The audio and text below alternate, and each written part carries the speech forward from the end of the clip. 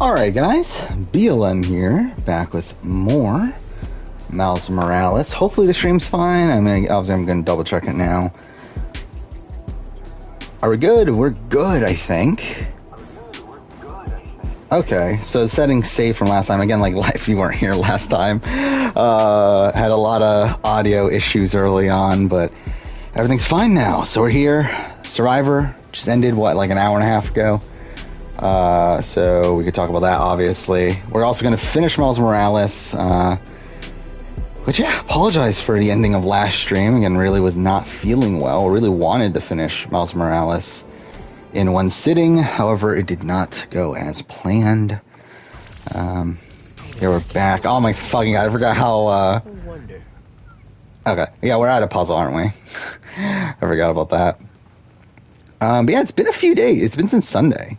It actually, yeah, so like it's actually been a decent amount of time. Today is the last day of my vacation, technically yesterday was the last day, but I have Wednesdays off normally, so, yeah, tomorrow back to work, which is lovely, obviously. So excited. But yeah, and then, yeah, just things return to normal, and we'll probably do 2 streams a week for the most part. I have been considering streaming tomorrow, just due to the fact that I kind of want to make up for not finishing this not finishing this Sunday, and then also I kind of want to start The Last of Us Part 2. Yeah, what are we doing? Like, I legitimately don't know what we're doing. I remember it's a puzzle of some sort, but I don't remember. I think it's like something with the electricity stuff, right? Yeah, this is kind of a weird spot to leave off, wasn't it? Yeah. Hey, Bryce, you already here? Seems a bit early for you. Oh, yeah, I forgot about that Sandra. Yeah, I haven't talked about that. That's the thing. It does look like Sandra is going to be on Australian Survivor, which I just question why. Like, I mean, again, like, Sandra is someone that I feel like we've seen what we're going to get from her. I feel like the only times I actually want to see Sandra back at this point are for, like, Winners at War 2 or Legends or something like that. I don't know why she's going on Australian Survivor. Like, that's bizarre. Yeah, I know it's confirmed by Redmond. Yeah, like, why?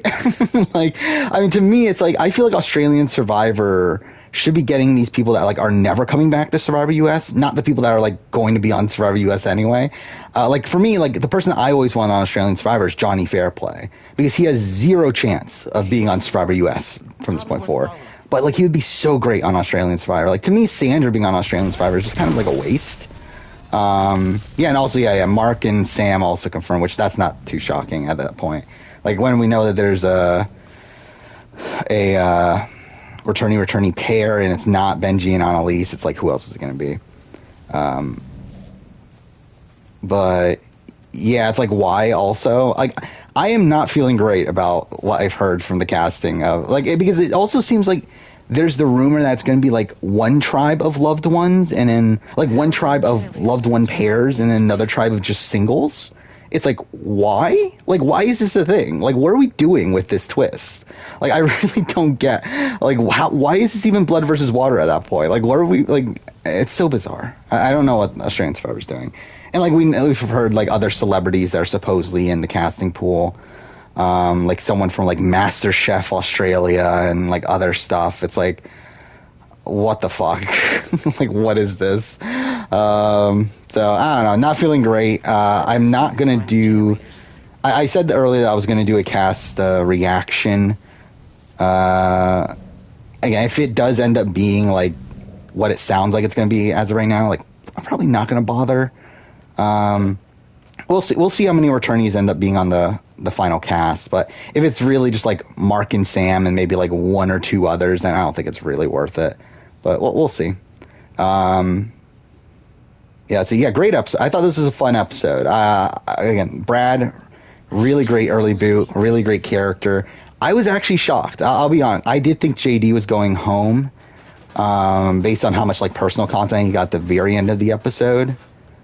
Like, that's kind of the thing they did with Voce, though I did listen to Know-It-Alls, actually, and like Steven was talking about how they like overdid it, and that's why he didn't think JD was going home. But I actually thought Jana. I was genuinely surprised there.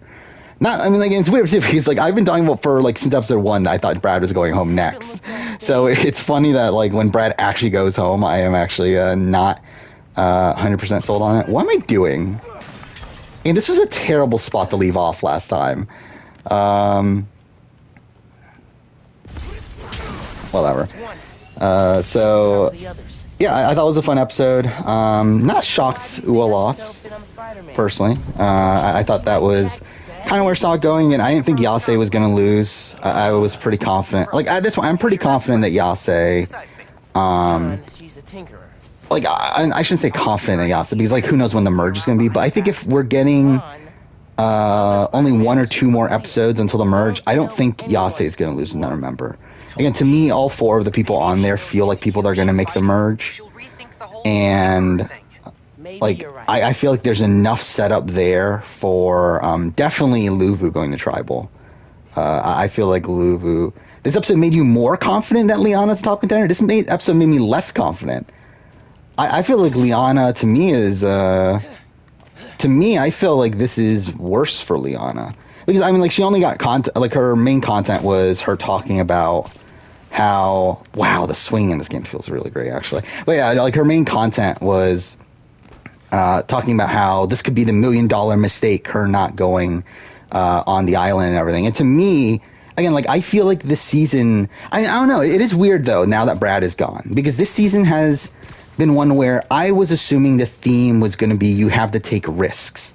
However, in this episode, we saw Brad very blatantly being an example of that theme and going home because of it. So I don't know, maybe I do need to reassess how this season is going to play out. And how the themes are being utilized on the season, but the assumption I had is that, like, at least at the time that happened on the episode, I was thinking, okay, Liana's dead. I don't think Liana's winning. I think this is more so showing, like, being foreshadowing for Liana eventually being taken out later down the road due to some sort of advantage. Yeah, we'll see. I think Carsonian really far behind on Shroud at this point because he keeps on scrolling down. Oh, hey, Sorko. Yeah, Sora got in Smash. That was mind-blowing. Must have been a, like a disaster from a rights perspective, where they had to get Square and Sony on board. Or Square and Disney on board, sorry. But, yeah, I mean, that's really exciting. Probably not going to play it personally, but, yeah, cool that Sora's finally in Smash. I think Sydney is the next boot. I think 100% Sydney's the next boot. I'll be mind blown if Sydney's not the boot next episode, personally. I mean, well, I should say I'll be mind blown if Luvu goes to Tribal and Sydney is not the boot. Again, there's a chance that they obviously just don't go to Tribal, but I feel like this episode was very blatantly set up to... this episode was very blatantly setting up a Sydney boot for next episode, in the same way that Brad's boot was set up last episode. Again, the fact that I've thought this since since last episode, I was talking about how I don't think it's great for her to be like flip-flopping her opinions on Nasir. Where in like episode 1 she's shown to be very negative on Nasir. Episode 2 she talks about how we can't do it without Nasir. Now she's flipping back again. And then we also get content from Nasir talking about how he doesn't trust Sydney. We've also known from the extra scenes and stuff for that Heather is targeting Sydney. Like, I just feel like I think everything is pointing towards Sydney being the next boot, especially if Luvu goes to Tribal. I love him just walking around the room having no clue what I'm doing still. Wait, how do you do this again? Fuck, wrong button. Not that one. Not that one? Well, this is working out great. What is... Oh, that's just a random box. Oh, no. Whatever. Hey, Justin. Hey, Carsonian. What else do we got? Do we say Shan gets voted out? I don't think she's going home. I think Shan is... gonna make merge at least. I'll be very surprised if Shan isn't. Because I think Shan's more than likely gonna be an endgamer. I don't know if she's gonna win. Like, I do currently have her number 1 on my power rankings still, but I don't feel great about it. I mean, to be honest, I don't feel great about anyone on this season from a edit standpoint. But then someone's got to win, so who knows who that's gonna be. Wait, I need to move this, don't I, or something like that. How do you do this? What does this do? Okay, I guess that does nothing.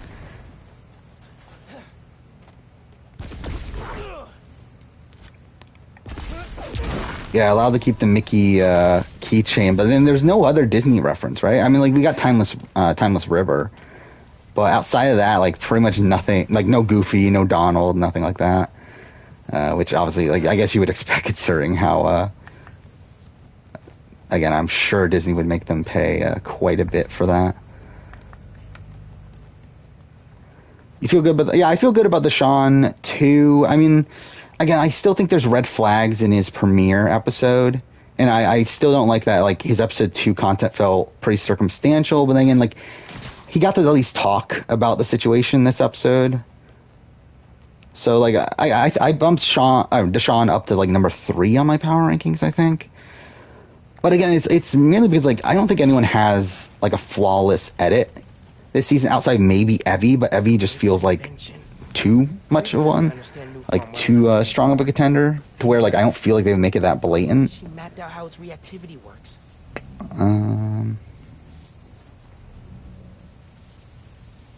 Let's see. Who's the worst player, Brad or Abraham? Abraham.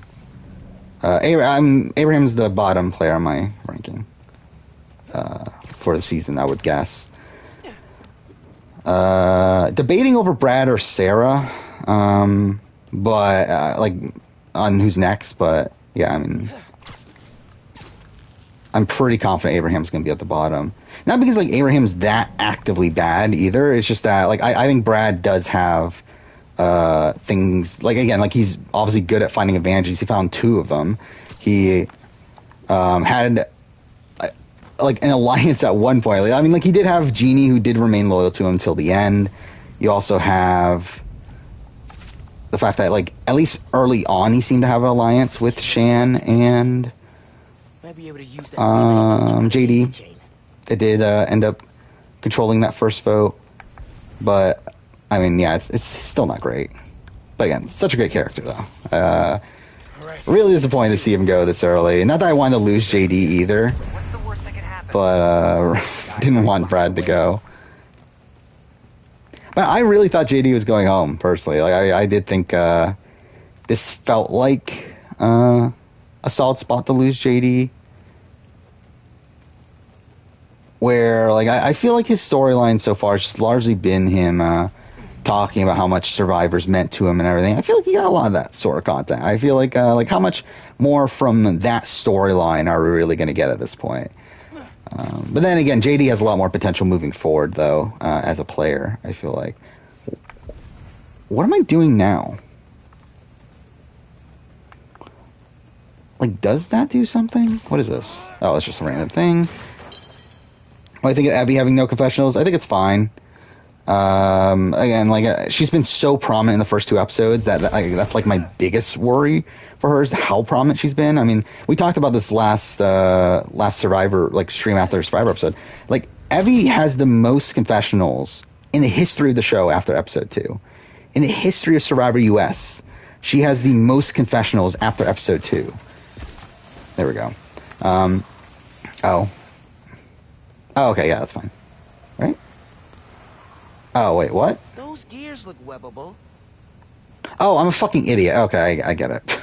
But yeah, like, she's been so prominent in the edit that I think her having a cooldown episode is fine here.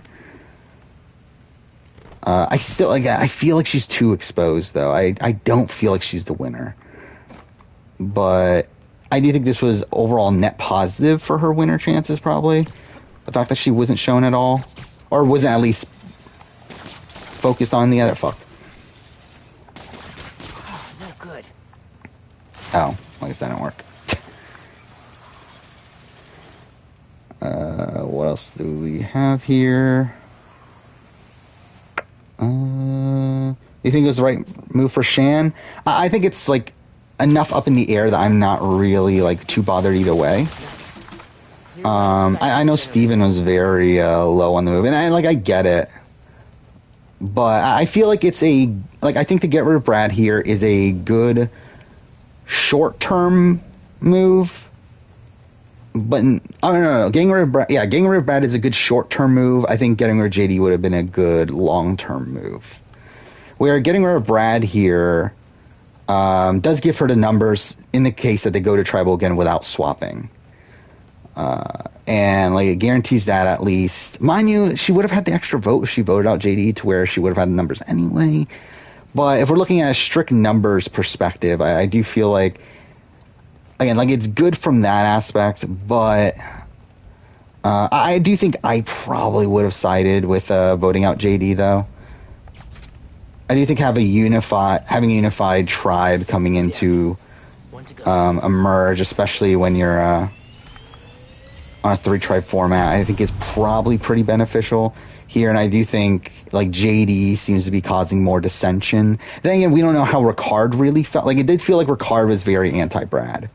And like if he was like so anti-Brad to where he wasn't willing to work with Brad at all, then I think at that point, like probably it's just better to go the other way. But like again, I feel like it's not like so clear cut that I would blame her either way.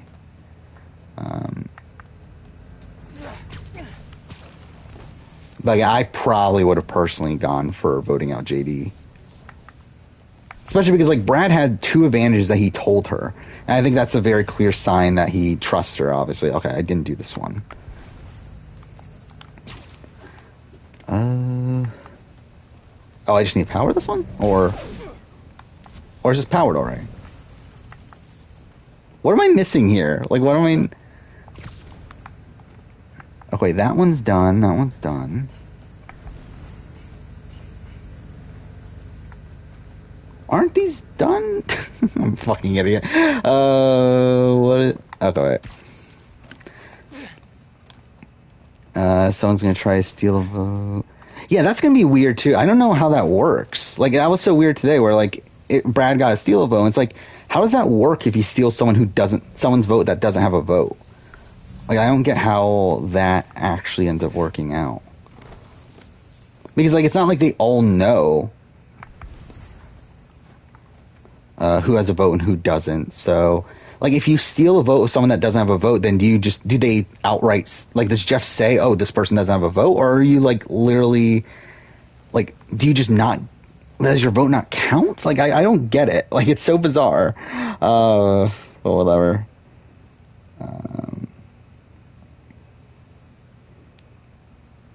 Oh, I didn't hear that, actually. Sydney said we can't let Nasir or Heather get this. I didn't hear the Heather part.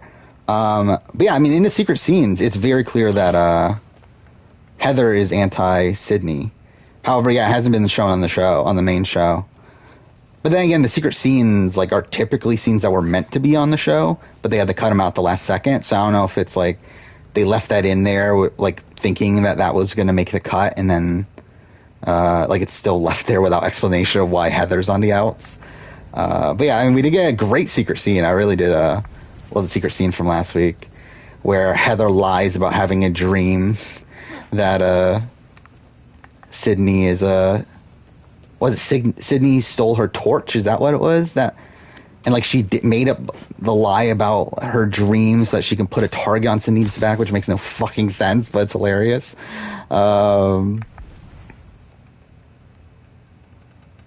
What am I missing? Again, like this is on, right?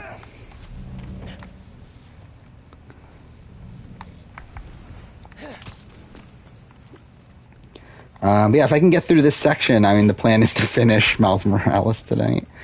Like, it doesn't look on, though. Like, I'm pretty sure it's powered, but it doesn't look on.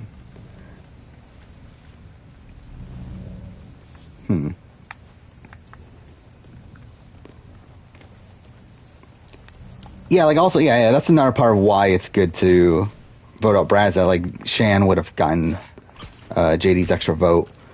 Or again, I think the biggest worry with keeping Brad around is that if you keep him around coming into the next vote, it's going to be 2v2. Where Brad and Jeannie versus Ricard and Shan. But even then, like, Shan's still not in a terrible spot where it's like Shan is like more like they're gonna go for Ricard over Shan for one, and then two, it's like she would have the extra vote now, so she would be able to create a 3-2. So it's like, yeah, I don't know. Like again, like I personally would have still gone for keeping Brad around, but there's still some level of risk, I guess. Yeah, Heather's still invisible in the main show. Only one confessional over the course of three episodes, which is not great. Again, I mean, she's pretty dead, I feel like, in terms of winner chances. I think Erica's pretty dead at this point. Again, Sydney's pretty dead. Deshawn has a chance. I'm feeling pretty bad about Danny at this point. Again, like, I feel like he got a good premiere, but it was very circumstantial content, and like him having a cool down episode 2 isn't the worst thing in the world. But now that he's gone episode 3 without a confessional again, I don't. And it, like when like he's being directly targeted, Been making new weapons. yeah. Like Deshawn is the one to get the content to talk about it. Like I feel like that is not a good sign for Danny. Like Danny did drop in my estimate. I mean, to be fair, he only dropped like one spot in my power rankings just because I think everyone has a bad edit. But like, I definitely feel a lot worse about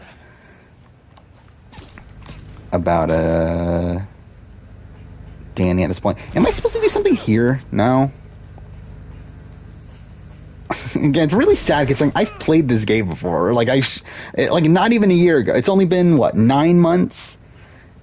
Yeah, I don't remember the game at all.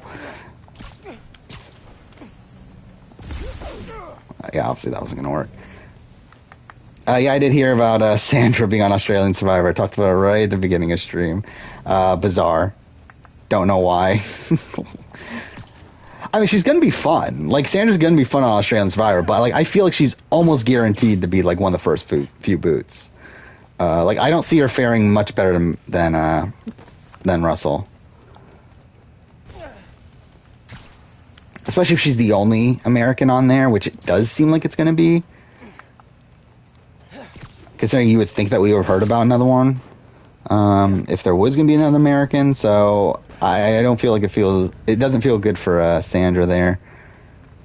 Didn't Shambo? Yeah, Shambo had a dream where she wanted to get rid of Dave Ball, but it didn't even happen, right?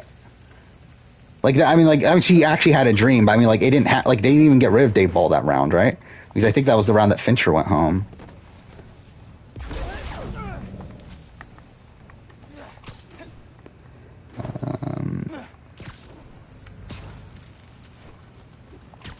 Are we getting a U.S. contestant? Yeah, I guess that's yeah, maybe that's the thing, that we're gonna get like one U.S. person on Australian Survivor every few seasons. I mean, again, like, I just want a U.S. versus Australia season. Like, that seems like a pretty realistic possibility. I mean, if they fucking bothered to get Sandra in the middle of fucking COVID, all the way to Australia, like, I feel like why not just bring in like half the cast being Americans? Like, I feel like if any of the series are gonna do it, it's gonna be Australia. They'll be the most willing to do some sort of U.S. versus Australia, or like maybe even add in South Africa. Who knows? What am I doing though? Like, how long have I been streaming? I've been streaming for 24 minutes. All I've been doing is fucking running around in circles.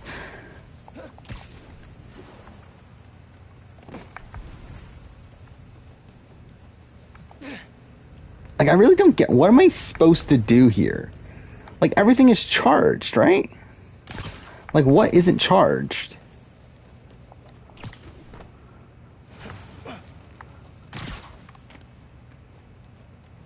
Oh, wait, this one's not fucking charged. Okay.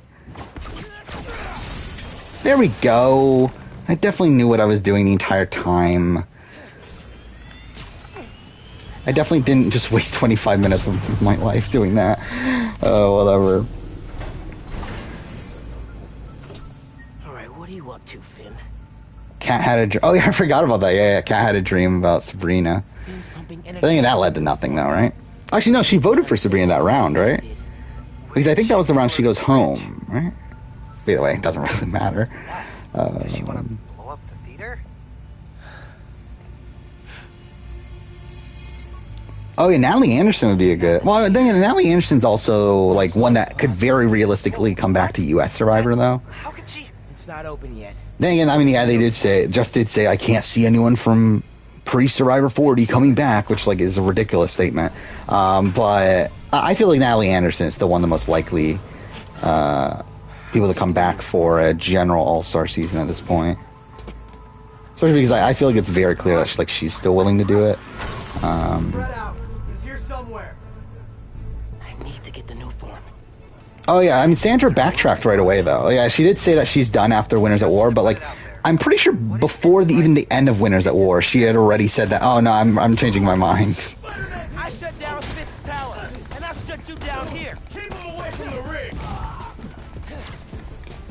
Question you'll ask me in 20 minutes. Why 20 minutes?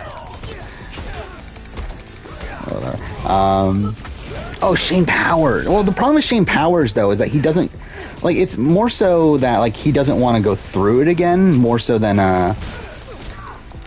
like he doesn't want to go through the casting process again, I should say. Then he doesn't want to be, or that he can't be on Survivor. Like to be honest, I think Survivor wants him. I mean, even though they don't really want him that much, I think they want him more than he wants them at this point. Even though, again, I don't think they particularly want him. But like, I think he legitimately just doesn't want to deal with the casting process, and especially in the U.S. at this point. So like, I just think there's like, no, and also like, does he even care about Australian Survivor? Like to actually even be on Australian Survivor? I feel like it's like that's kind of like a different circumstance. Where like I feel like Fair Play is like the perfect person for Australian Survivor, where like he legitimately has no chance to come back because of what, like because of his relationship with production and everything, but like also really wants to come back and will also play really hard. And like I feel like Fair Play, I feel like Fair Play would do exact same as Russell. Like it's not like I think Fair Play would do well, but he'll make for great TV. I mean, fair, same thing with Sandra. Yeah, I don't expect Sandra to do particularly well here. Oh yeah, I did finish watching Squid Game. I forgot, did I finish watching it before the last stream? I'm thinking like not many people showed up at the last stream, so whatever. But yeah, I did finish Squid Game. Really questioning if they are gonna do another, like how they're gonna do another season. But actually, now I think about it, I did finish it. I do remember I did talk about it last stream. But anyway, yeah, I really enjoyed it. Like Adam Klein I think Adam Klein comes back to Survivor whenever anyone asks him, like whoever asks him. Like I can't imagine Adam Klein saying no unless it's like unless there's literally like a massive emergency. But like he literally went on Survivor while his mother was dying, like of cancer and everything. So I mean, I'm pretty sure he would come back and like he would play under most scenarios.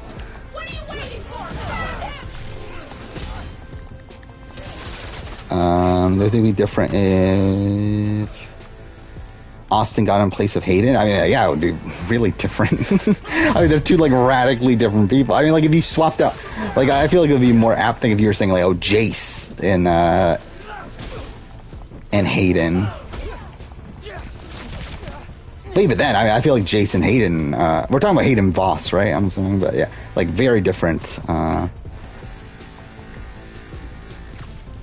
Figures where Hayden's a lot more laid back and probably actually better in the game than someone like a Jace. But yeah, in terms of Austin, I don't know, like I mean I can't see Austin and Nicole Franzel being as close as like Hayden Voss was.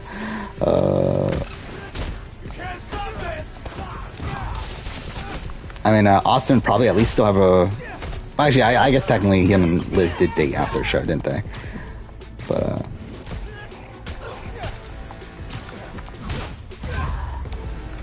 Yeah, well, he probably wouldn't have cheated on his girlfriend on live TV if he was on that season. Even Spider-Man's not ready for this.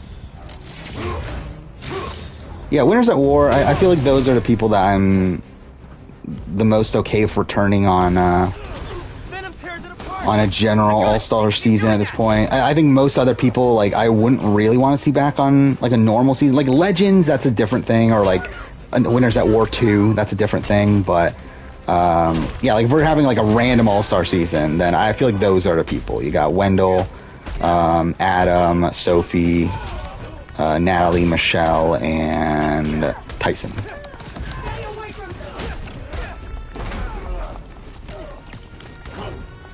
And to us, I don't think, like, I think most of the other ones would say no anyway. To us, at this point, Wendell would probably say no too, considering he's on HGTV and everything, but I would think that he would want to play again. I don't know. Would I survive red light, green light? Probably not. I'll probably die. I do. I would not survive the Squid Game.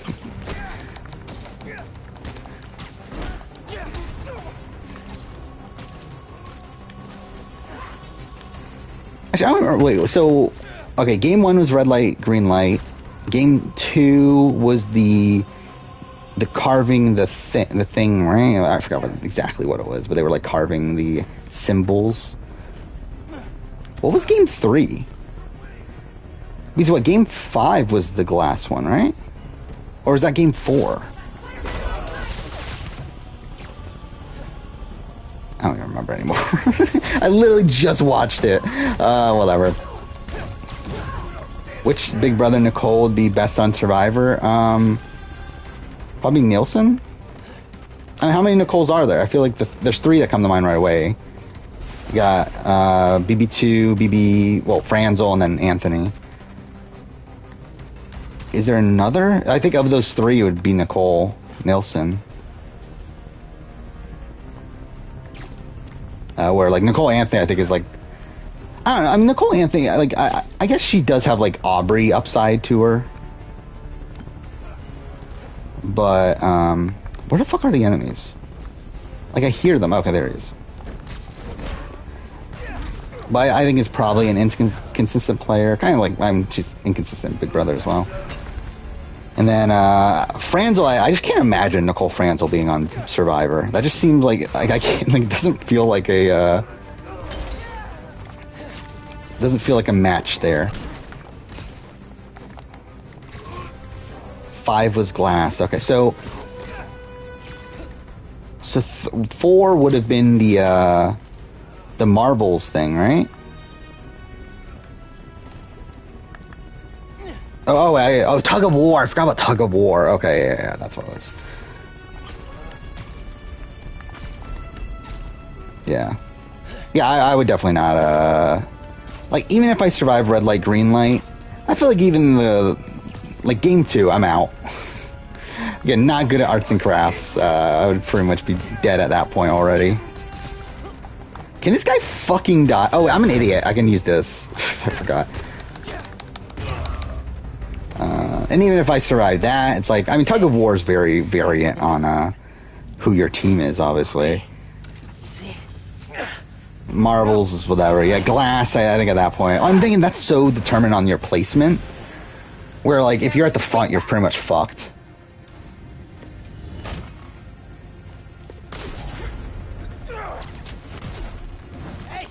Oh, yeah, Vetus for Australian Survivor would work. If Vetus would even... I mean, then again, Vetus on Australian Survivor, he wouldn't even be, like... He would have no issues. Because, like, the problem with him on U.S. Survivor is that he left Ponderosa. But it's like, Australian Survivor sends people home. Like, they don't even go to Ponderosa if they're pre-jury, so... He would have been fine. So, yeah, Vetus is the perfect person. Again, not that I think they'll get Vetus. Like, I don't think they want Vetus, but, that is probably Vetus's best chance of returning. Is like a U.S. versus Australia season. Okay, how are you gonna stop her? Step 1, catch her. Step 2... Yeah, where is... I feel like I haven't heard from Vetus in so long at this point. Like, I feel like he was so prominent after Blood vs. Water, where, like, he was on RHAP all the time. Like, both him and Aris. And I feel like now they've kind of disappeared.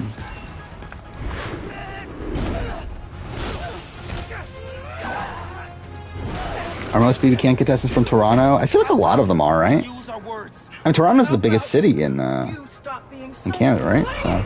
And that's also where it's filmed, so it's like it's not that big of a surprise if that's the case.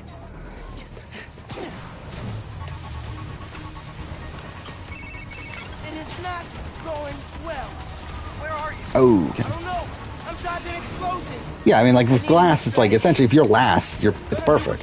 Well, then again, I mean, there's the time limit element, so I guess like probably like what, there were 16 people, right? So I think like the ideal spot's like 13, 14, somewhere in that range. I want to hear this. I promise. Oh, okay. Yeah, definitely. If you're in the front, you're pretty much fucked. Why does production hate Vitas? Because he left Ponderosa. They don't hate Vitas. It's just that he broke the rules, and because of that, they're not going to have him back. Really, I mean, they loved Vitas after Blood vs. Water. I mean, that's the reason why Ars got cast in Blood vs. Water, was because of Vitas. But yeah, like he broke the rules, so at that point, I think it's very unlikely they're going to bring him back. Same thing with like Alec Merlino from David vs. Goliath. Like I think they like him, but they can't really trust him to not break the rules moving forward, so they're not going to bother with him bringing them back. Oh yeah, Gabe Cade, that was fun. With him trying to get on Philippines. Oh fuck off, that was just me being an idiot. Okay, well that's cool. But I mean, again, do they want Gabe Cade back though? Like I feel like that's very unlikely. But yeah, I mean, he's definitely someone that he's like the caliber of person that I definitely see that they can get. And someone that would fit, like again, like if you're doing a U.S. versus Australia season, I feel like you don't want to get the best of the best. One good reason not to. I think Survivor Sequester. If you look at that cast, I feel like that's kind of the quality of people that you should expect there. Miles? But yeah. By the way, I've been watching a lot of Sequester, Sequester minis. I thought it was last stream where I rewatched the RHAP one, but then since then, like in the background, me doing other things. Like I rewatched the entirety of the Big Brother one. I watched the entirety of the influencer one because these are on YouTube now. So I've been watched those, and I started watching the Survivor one, but I haven't gotten too far into it. But I really love. Again, it's so weird that Sequester minis are just gone now. Where like outside like the recordings that are there on YouTube, and it's only for like the major ones. Like I don't know if you can rewatch them still. It's okay. And even if you can, like it's very inconvenient to do so. But like I was so into Sequester minis last year, where like again they were every like Friday and Saturday, and like I pretty much watched everyone that I could. Are you free? But it's so weird, like all that's gone now. And obviously there's like icky stuff surrounding Sequester now, and like that's a lot of the reason why it's gone. But it's so weird, like that was even that long ago. Like it was only like a year ago that like Sequester minis ended. So it is kind of bizarre how it feels like so long ago, but it's only been not even a year.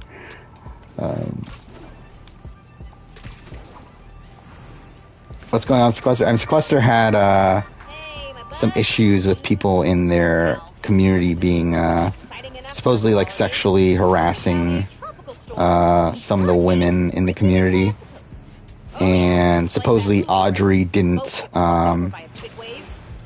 shut it down, and like I think something involving like her kicking out the women that were calling the men out, like in like kicking them out from like the Facebook group or something like that. I forgot exactly the situation, but it was something along those lines, and that's why like after the Sequester season 4, like pretty much Sequester's just kind of off the map. I mean, like I would assume they're still doing another season, but I really haven't heard anything from them. And I feel like in general, I would be surprised if Audrey ends up being too prominent in the promotion of it moving forward, but we'll see. Oh yeah, Hatch on AU is a big one too. What happened to Stephanie Johnson? It was she got sexually harassed by a doctor on the show, and because of that she doesn't want to come back. Will I ever do a first boot analysis of The Amazing Race? Probably not.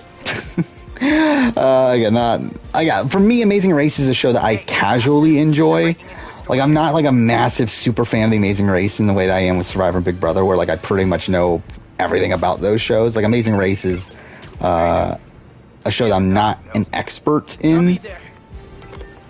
So I do feel like doing that in-depth of videos on Amazing Race is a bit too much for me. The Science Center or Trinity Church. Especially because like most first boots on Amazing Race are just like, I feel like a lot of them aren't that prominent in the show to begin with. So it's like, what is there to really assess for? And Amazing Race is such a luck-based show to begin with. That I feel like in terms of like ranking the first boots or something like that, it's not particularly interesting to me. I have made a top teams of all time video that will come out at some point. Who the fuck knows? I still got that recasting Amazing Race 8 video that hopefully will come out in November. That's currently the plan. And then, what was it? I do want to do a runner-up ranking at some point. Billboard's been taken over by the underground. But have not gotten around to that just yet.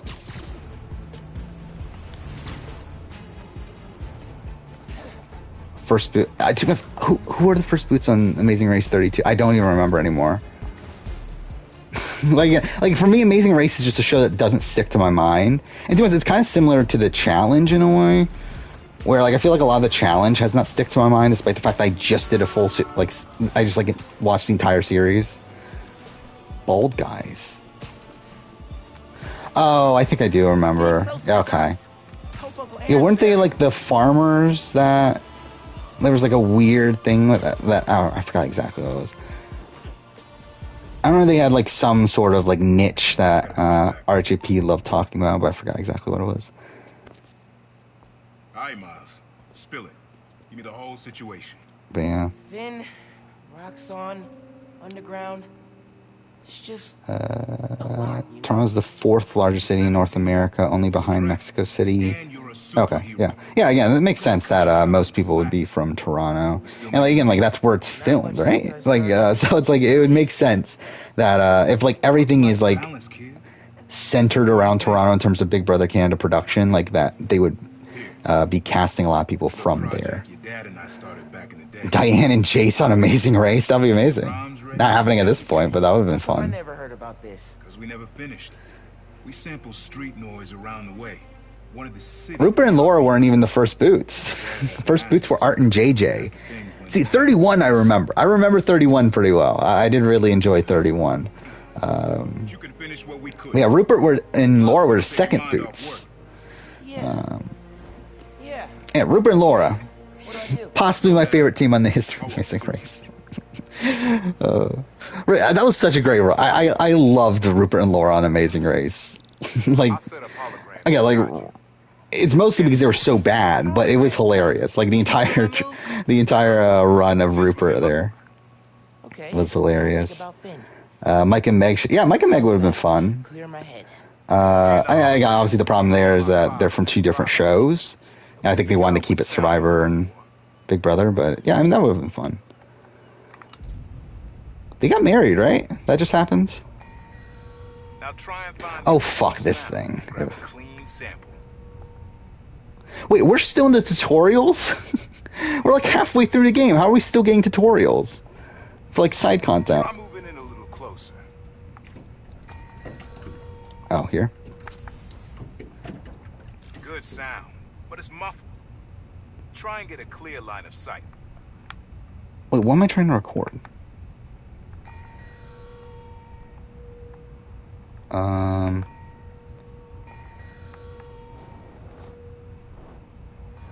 Oh, is it the ship? Is that what I'm trying to? Back up a little. Your levels are clipping. There we go. No? Not quite what we're looking for. Okay, well that's lovely. It sounds like a bell, right?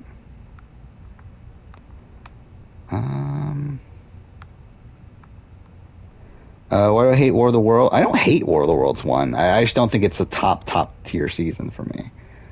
Like, it's middle of the road for me in terms of my season rankings. I don't know, like, it's just, I don't know, I just didn't really click with it. like I really don't have like a solid explanation, but I didn't find it that interesting for a lot of it, especially early on.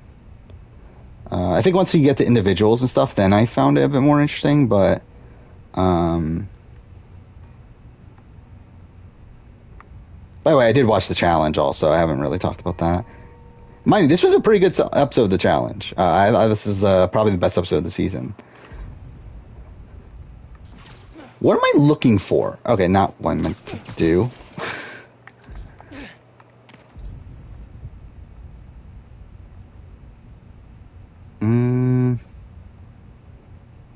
Okay. Yeah, World Wars 2. I just love I love seeing strategic gameplay on the challenge, and good strategic gameplay, which I think you rarely see on the challenge. And seeing too far. Okay, wait. So can I go here? Oh, there we go. That's it, right? There we go. I did it. Yeah, I enjoyed watching Kara and Polly dominate that season strategically, and I think it's even more fun when they lose at the end too. Vesepia would be fun. Yeah. By the way, I started writing my my Marquesas retrospective, and yeah, I mean Vesepia is fun. Like I don't get why Jeff thinks she's so boring, because like she does have fun. Like even in the premiere, like she already has like confessions where she's like talking about like Sarah and how she paid a lot for her body and stuff like that. It's like I think Vesepia is a fun character. Even though again, like she's not as prominent on the show as I would like, but yeah, I mean definitely Vesepia is someone I like in an ideal world I wouldn't mind seeing back. And yeah, Marty too. Marty would be great. I don't know how likely he is for Australian Survivor, because like he's getting up there in age, right? Like how old is Marty at this point? He's got to be like 60, right? You said you never finished this tape because of how. Wow, my internet's. I might not my internet. My computer's running really slow. Holy shit. But either way, I'm pretty sure he's in his 60s, which is like I don't know how well he would fare on Australian Survivor, considering Australian Survivor is extremely physical at this point. But still, I mean, it would be fun to see it. All right, thanks, Unc. How would Amber BB16 do on Survivor? Probably okay. I don't know if she's like. I don't think she's strategic enough to really win a game at this point. Again, like I feel like the modern game of Survivor, especially Survivor US, is very focused on making big moves or one-ons. Like I don't see Amber being the type of person that would do that, but I think she could have like a deep run, but I think very unlikely to win. Man, I needed that. I hate Pab Cruz. What else do we got? Which Nicole is the best one? I mean, is there that much of a difference between BB Can and BBUS? Like, it's not really that big of a difference. I mean, yes, there are like subtle differences, as in like fan favorites usually get benefits on BB Can, and just in general, there's more twists in BB Can. But it's like I don't think there's that major of a difference on like who would do well in BB Can and who do well in US. And then AU is like such a fucked format that it's like who knows? I mean, like really, probably Anthony would do better on AU, right? Because she would be the most likely to win a fan vote. We got no way Nicole Nielsen's winning a fucking fan vote. And then Nicole Franzel, again, same thing with like modern Nicole Franzel's not winning a fan vote. Maybe BB16 Nicole Franzel could, but yeah, I think Nicole Anthony is the answer there. Chris Underwood for AU? Yeah, I mean, that would be fine. I think he's very... I think Chris Underwood would... I don't know, like, he's not particularly interesting. Like, for me, the biggest thing with Chris Underwood and why I wouldn't mind a return from him is because he... because he has this arc of, like, he came back from the edge and everything. And it's like... And I don't feel like that arc is that satisfying to see on Australian Survivor. I feel like it would only be satisfying to see him on Survivor US and have that arc. So... I don't know if I'm, like, super interested in it, but, like, I mean, he would do well. I think Australian Survivor is more suited for him than well, actually, I don't know. I mean, like, Australian Survivor is suited for him until like the mid-merge, and then he's fucked. But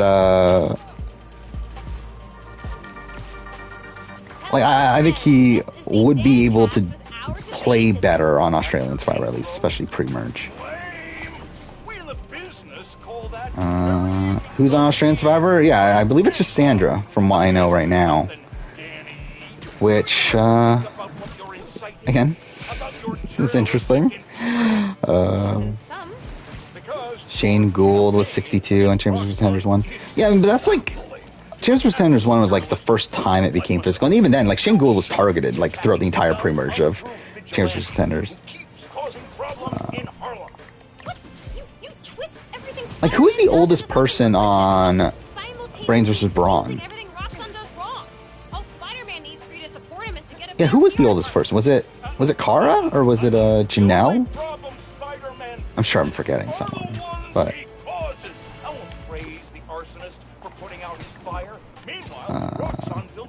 rewatching BB21 first time since it aired, didn't realize how bad Nicole was playing. I mean, Nicole, I don't know. I mean, Nicole, I think gets a bad rap in the grand scheme of things, but I mean, yeah, I mean, again, I think early on she was playing okay. Like, she was someone that was, like, kind of in the middle of the house. She was able to build pretty strong relationships with the people that were in power. But then, like, her game really blows up in week 3 when, like, she tries to flip the two sides of the, of Grateful against each other. And is actually, like, correct in what she's saying. Like, she's telling the truth. But she is utilizing it, obviously, to benefit her game. But the two sides come together and decide to, like, put all the blame on to Nicole instead of, like, owning up to the fact that, yeah, they were lying to each other. And through that, like, Nicole becomes the target for them. And then from that point forward, she kind of, like, takes it back. Like, because, like, she was playing very aggressively early on. And then she, like, after that, she, like, just takes a back seat to Cliff for most of the remainder of the game. You can see Chris Underwood. Yeah, Chris Underwood's definitely a Lockie type on Australian Survivor. But again, like, very hard for him to get to the very end. I mean, Australian Survivor is a game that, again, unless you're David, very, very tough to be a physical presence and get to the end. Suri would be fun on Australian Survivor. I don't think it would go great for her, but yeah, it would be fun to have Suri back. Why does production hate Jeremy? I mean, supposedly he was a dick, and he left Ponderosa also.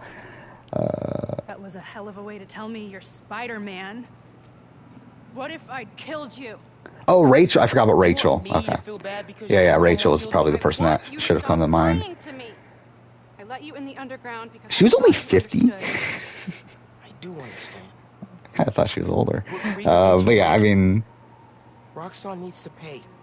Actually, I was surprised that she wasn't targeted. Yeah, Sam and Mark are on it, from what I understand. I need you to look the other way. Please. I can't. I mean, they're Australian, though. They're not from U.S. I made a promise. How much more of the game do we have? I thought we were much closer to the end, but... whatever, it doesn't really matter. Either way, I'm going to be streaming for another, like, few hours anyway. Why'd you pick here? Dad brought us. I think of Jeremy as a player. To that concert. Well, you're talking about Jeremy choirs from 7 countries. Crawford, right? Remember?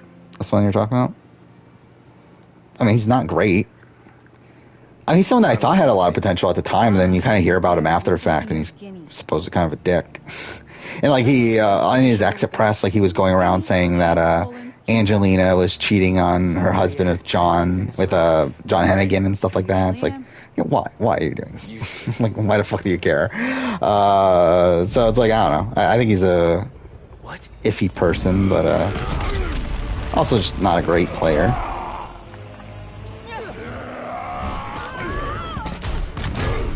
Yeah, that's also a thing. Yeah, I don't know. From what, again, I thought he was fun on the show. But, like, everything you hear about him post-show is pretty negative. Where it just seemed like he wasn't a fun person to have around. It really seemed like, that the only person that he was close to was Mike White. Did Angelina? No, I'm pretty confident she didn't. And also, to be fair, John Hennigan was also married at the time. Yeah, Jeremy only focused on Angelina. He must pay Jason. Hey, Ja. Yeah, it's been like probably what, like a week or so? Maybe. I guess I was hoping that you and me would see eye to eye. Wait, is this is this who I think it is? You're behind the curtain, bud. Yeah, it is This is our most secure facility. it's Troy Baker, right? Yeah. I love how Troy Baker just plays himself in like almost every game he's in. Like unless it's fucking The Last of Us, he just plays himself. All you did was put your name on the patent. He said the only thing you knew how to do was sell other people's Yeah, I don't think ideas. Angelina's the cheating type. Got a pulse, babe. But let's not dwell, right? It is weird how much, like, again, like, this game does look pretty great on PS5. I forgot, what am I streaming at? I think I'm streaming at 1080, right? Yeah, I am. Are those involuntary defenses? Because I used to stream at 720, but now I have the PS5. I can stream at 1080. Get that mask off you. The Benji decline, I think, I mean, like, I would guess that that's the most likely scenario. I mean, again, like, they're having Sam and Mark on, and yeah, I know they love Mark, but, I mean, like, why would they not want Benji? Oh, yeah, I did finish, I did play Astro's Playroom. Yeah, it's fun. I did finish it. I didn't go 100% completion or anything, but I did just run through all the levels. It's so weird to play the game where, like, the way they use the PS5 controller is really insane. And, like, there's points in it that are, like, kind of annoying. And I talked about this last stream because at that point I played, like, 30 minutes of it. That it's, like, weird because, like, there's motion controls in the game, but my PS5 doesn't fit in my entertainment center, so I can't actually have it. Like, I have it on a stand, but the stand I have it on isn't, like, super wide. So, like, essentially the PS5 is not directly in front of me. So because the motion controls don't work properly for me, like, unless I, like, go out of my way to do it, and, like, that was kind of annoying. But, outside that, I thought it was fun. Holy shit. Tougher than I look, huh? Yeah, I really like how it, like, embraces PlayStation history and stuff, and I found it weird how there was, like, a Buster Sword in the world that ends up being for PS2, which just seemed like, why? Like, or Buster Blade, whatever. Without Roxanne surprises me anymore. You okay? I will be. It's like Final Fantasy VII was, like, the biggest game on PS1, so why is it in the PS2 world? But either way. Yeah, Bandai Namco changed their logo. It looks dumb. Like, I don't get why all these companies are, like, really streamlining their logos, where they're all making them, like, super simplistic, and all these logos look so fucking boring. I mean, then again, I shouldn't be the one complaining about logos, considering mine is, like, terrible too, but still, it's like, I'm not a professional company. Door's locked. Yeah, Amber and Jeremiah are out. Yeah, I did watch the episode. I can find whatever's powering it. Yeah, I mean, Jeremiah did nothing for me on this season. Pretty much, like, I don't know, he just, like, didn't do much. But, I thought Amber was fun this time around. And she gets, like, a really quiet edit on her first season, but I thought this was a more fun season from a character standpoint. And yeah, I mean, I thought it was really fun to see the vets actually have to go against each other. It only took fucking 9 episodes or whatever. I'll handle the security goons. Security cameras are down in the south wing. Rhino probably. A lot of girls in the town of Cherry Hill, New Jersey are the cheating type. Yes, I'm sure that's the case. Isn't Cherry Hill where, is that where Adam from BB9 is from? I feel like I know, like, I feel like I remember someone, from Big Brothers from Cherry Hill. Let's look this up. Yeah, it is. It's Adam Janinski. Which is, whatever his name is. Which, by the way, since the last time I streamed, I did record the Big Brother winner player ranking. Which, who the fuck knows when that's going to be out, but I did record it, so that's something at least. I did also record the Top Games of the Generation video finally. It only took fucking 6 months to get around to doing that. Largely because I did finish playing Control since the last time I streamed. Actually, I played through the entirety of Control, which I really fucking enjoyed. Finally actually getting to play it because it sucks on PS4. But playing on PS5 with the SSD and everything, it runs properly. And really enjoyed it there. Wonder who last place is? It's probably not, like, I feel like, I guess just say, spoiler, it's not Josh. Like, I feel like a lot of people say Josh. For me, it's not. Mind you, it's not like he's particularly high, but not the very, very bottom. Better player, Danny Hayes or George? George.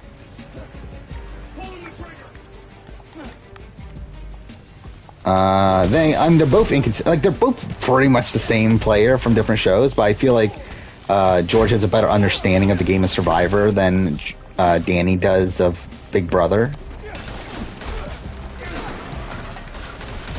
Okay, this is terrible. What's Adam's last name? I think it's Jasinski, right? Something like that.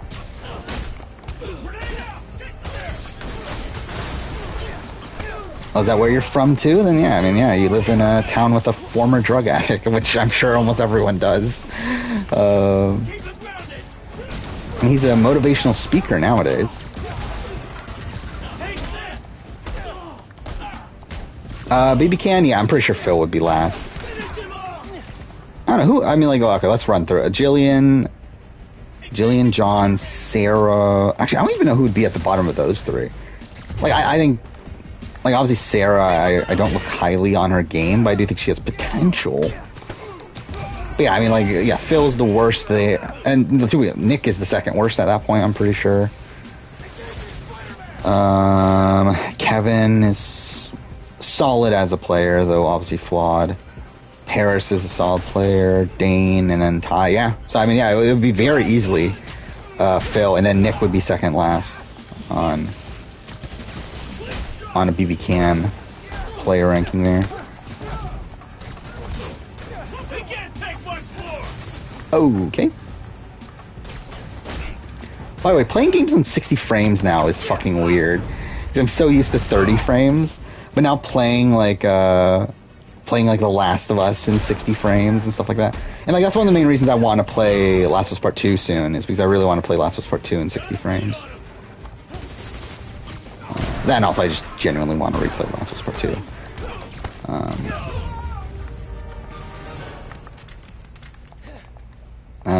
Yeah, I heard about them. Yeah, what was the movie called? Was it 360 or 180 or something like that? The movie that Coach and Danielle did, where I believe they're in a relationship in the movie, right? So that's something. Looks like some kind of record archive. Wonder what's on these computers. What happens if Danny Hayes is on the challenge? It would not go well, I can assure you that. Yeah, I would like to see some BBAU people, though, on the challenge. 180, okay, yeah, it was. Oh, did Once Upon Island do a review of it? See, that's the type of stuff I would like to do at some point, is reviewing these, like, reality-based, or reality TV-related, Can do.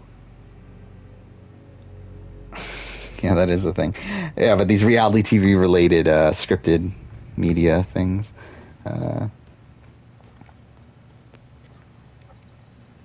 Notes about Roxxon independent contractors.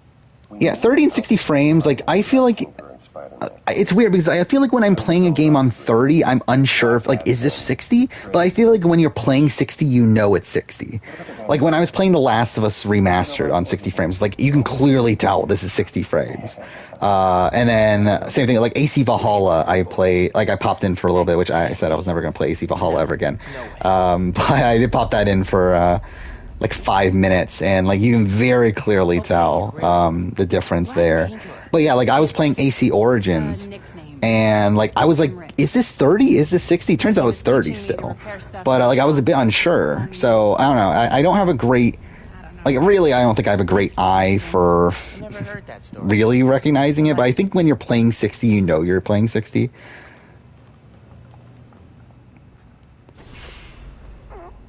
Yeah. You have a big vendetta against the people in your town? That's a shame. You shouldn't even be here. Your Yeah, Amanda and Parv had a cameo in... Was it Into the Blue 2? Is that what the movie was? Spider-Man's the best leverage I got against Miss Mason. What, BBAU? Again, like, I think Marley is a good person. I think Christina is a good person. Mitch, even though I'm probably not the most notable person in the grand scheme of things, but I mean, Mitch from... Not Mitchell, the nerdy guy, but Mitch, the buff guy. I don't remember anything else about him, but I think he would be good on the channel. I mean, he's essentially Ed. I mean, dude, for Ed, I think is a more interesting character, but whatever you want. if you don't get Ed, I mean, why not just bring in Mitch? Who cares? Who else is there? I'm trying to look up the cast real quick. I just realized, you look at the cast, like, there's no last names. That's kind of funny. What you did to I forgot Adriana was even a person. Tilly would be fun. Still, you're a wanted thief. Oh, Jess would be cool. But you'd be in the cell. Oh, Katie, forgot about Katie. Yeah, I mean, I think there's a good amount of people from this last season. Self-serving, but that. Yeah, I did write that down on my video ideas, was to review the Stranded books at some point. Again, not happening anytime soon, but that would be a funny video to do. When's BBVIP? I believe in November, but they haven't confirmed the actual start date, I don't believe. Uncle Aaron. No. Wait. Do you know that guy? What, the extras on Marvel movies get paid $800? No. It's... And that would be cool to be an extra in a Marvel movie. But then again, at the end of the day, you're still just an extra. Tough as Nails Season 3, yeah, I did see that premiered. I didn't watch it, though. Again, I watched the challenge instead. There has to be an I pretty much started streaming here right after I finished watching Challenge, because I didn't really want to bother doing anything else. Because technically I started streaming here a bit earlier than I normally would. But didn't really want to start anything else. I just finished writing about the premiere of Survivor Marquesas, so... Didn't want to start episode 2. Security shutters. Got a maintenance panel here, but it needs power. Oh, fuck, another puzzle? I don't even remember AU 2002 that much well anymore. It's like someone that could be on. I'm Chad and Kyle. I'm like, Chad seems like a less interesting version of Kyle, essentially. Maybe we can use that. I mean, Sophie would be okay. That was her name, right? The runner-up. I think she'll be fine on the challenge. Hannah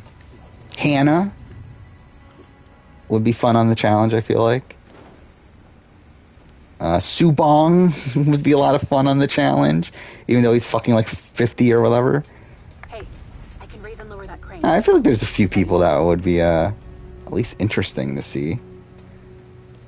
Yeah, no one that like needs to be on there or whatever, but I feel like there's a few people. Maybe this crane can help us out somehow. Yeah, no shit. How do I move the crane, though? Okay, that's why I have the carry. May as well yank that crane. See what it does. Oh, I can pull it? Oh. Okay, well, that works. Hey. Why is Australian Survivor love recruits? Because they like having a specific group of people. That's why most casting names love recruits. I know where you're headed. Because they're specifically looking for a certain type of person.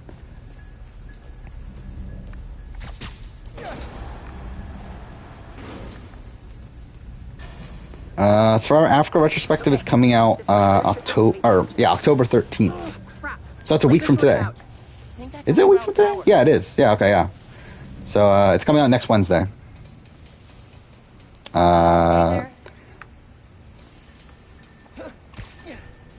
Yeah, again, today was the challenge video. or not challenge, sorry, circle video. I always do that. But either way, that video came out today. Big Brother 23 player running out on Saturday. The laser shorted. Then we got Survivor Africa next Wednesday. And then after that, the channel kind of returns to normal for a bit. Again, it's been a weird last like month, where it's been all like Australian Survivor. It's been kind of a weird period for a channel, largely due to all these shows ending. But yeah, kind of going back to just doing more standard like Survivor what ifs and random things like that. Oh, I have the Final Tribal Council ranking is coming out by the end of this month. We got the Final Tribal Performances ranking coming out next month. Yeah, stuff like that. Could use those reroute power to the laser. Well, I'm your favorite streamer. I feel like you probably should find a new favorite streamer. I don't know how anyone can genuinely say I'm their favorite streamer. Reunion ranking. I didn't watch all the reunions this time. I do want to do a reunion ranking though. Glass is in the way. But I did Final Tribal Councils, I did Final Tribal Council Performances, and I did finales. Found there's a movie based on real world cast. Oh, based on a real world cast member. Like a biopic? Like, that's just kind of weird. What am I doing? Oh, okay.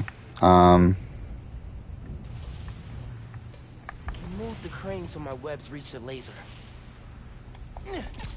Wait, so...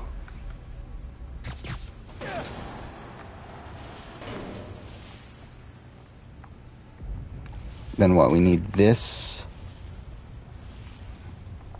Oh, I didn't even see that at the top. Okay.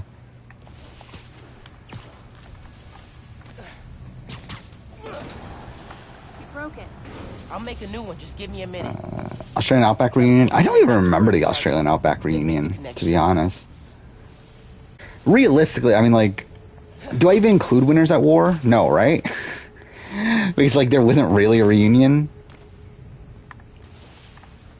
But yeah, I mean, Caramoan would be really bad. HHH was pretty much non-existent, right? Am I going to rank winners as players? Like the Globalists? Probably not immediately. Actually, probably. I mean, really, most general rankings for any sort of like Survivor, Big Brother, that sort of thing, you can pretty much expect that I'm going to do it at some point. It's just a matter of when. And like that one, again, like not particularly interested in doing it right now, but we'll eventually. What am I doing right now?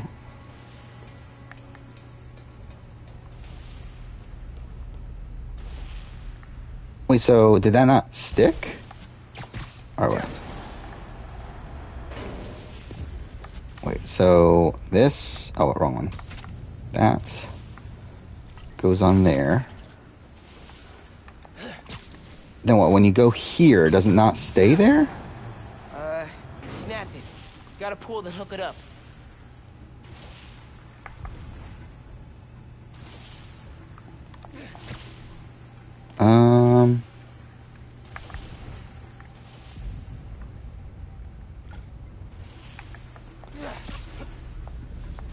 Wait, so... What am I doing here? Whatever. Oh, you're watching all the James Bond movies? I don't think I've watched all of them. I don't think. Like, I've watched probably, like, I would say probably, like, half. But yeah, I mean, that's like, something I, like, in concept, at least, want to do at some point, is, like, ranking all the, James Bond movies. But to be honest, like, James Bond's not really, like, I don't think it would be that great of a video, realistically. Oh, yeah, I forgot about that. Yeah, I did know about that. That the guy from Real World had AIDS and everything, was like a pretty notable figure outside of that. So, Guy Leach, Bob, or Phil, who's the worst player to win a social strategy game? Like as a player, I would say probably Bob. Maybe. I don't know. Like I need to rewatch AU 2016 to properly assess Guy Leach as a player.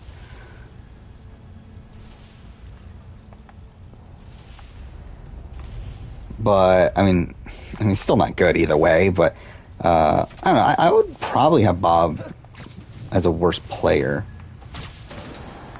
I don't know, because like Guy Leach is essentially Andrew Savage, right? For the most part. So it's like, I guess, like, is Andrew Savage better than Bob? I don't know. Aim at the generator. Shoot a relay. Oh. Okay. Wait, I think? I'm probably like a fucking idiot, realistically.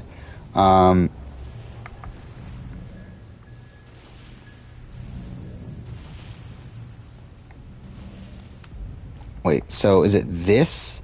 And I attach it there. Nice. Yeah, okay. There we go. I'm a fucking idiot. I was just thinking the wrong way. Then do this. And now we can do that. Okay.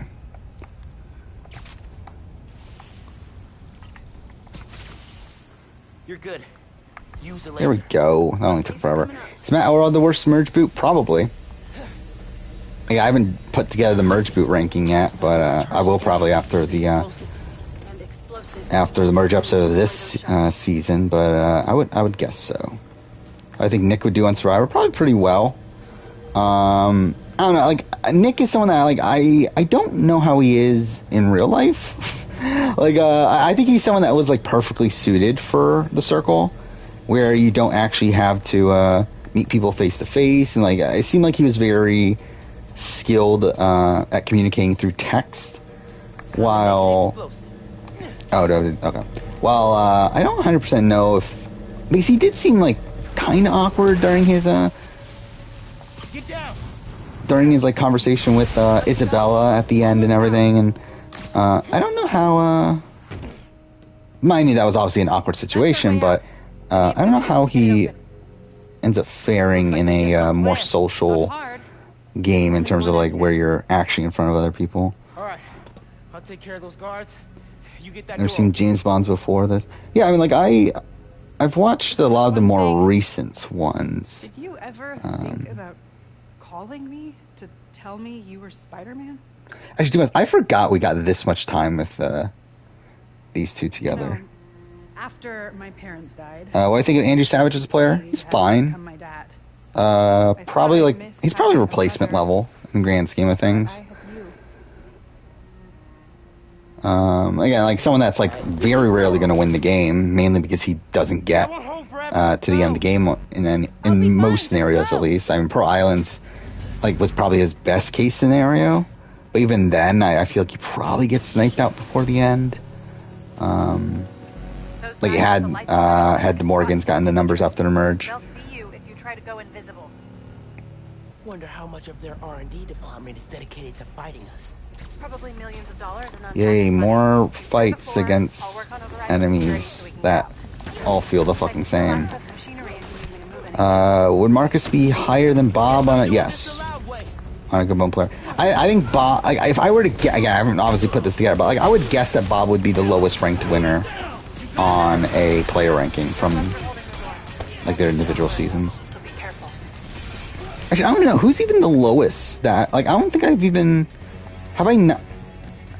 I think I've had the winner at number 1 every time for Survivor, at least. So yeah, I don't know. It's kind of like for Survivor US. I mean,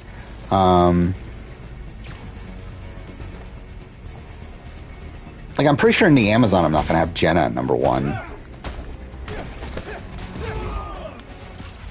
I don't think I'm like. Am I gonna have like who am I gonna have at number 1 in fucking Pearl Islands? Like, that's gonna be a train wreck.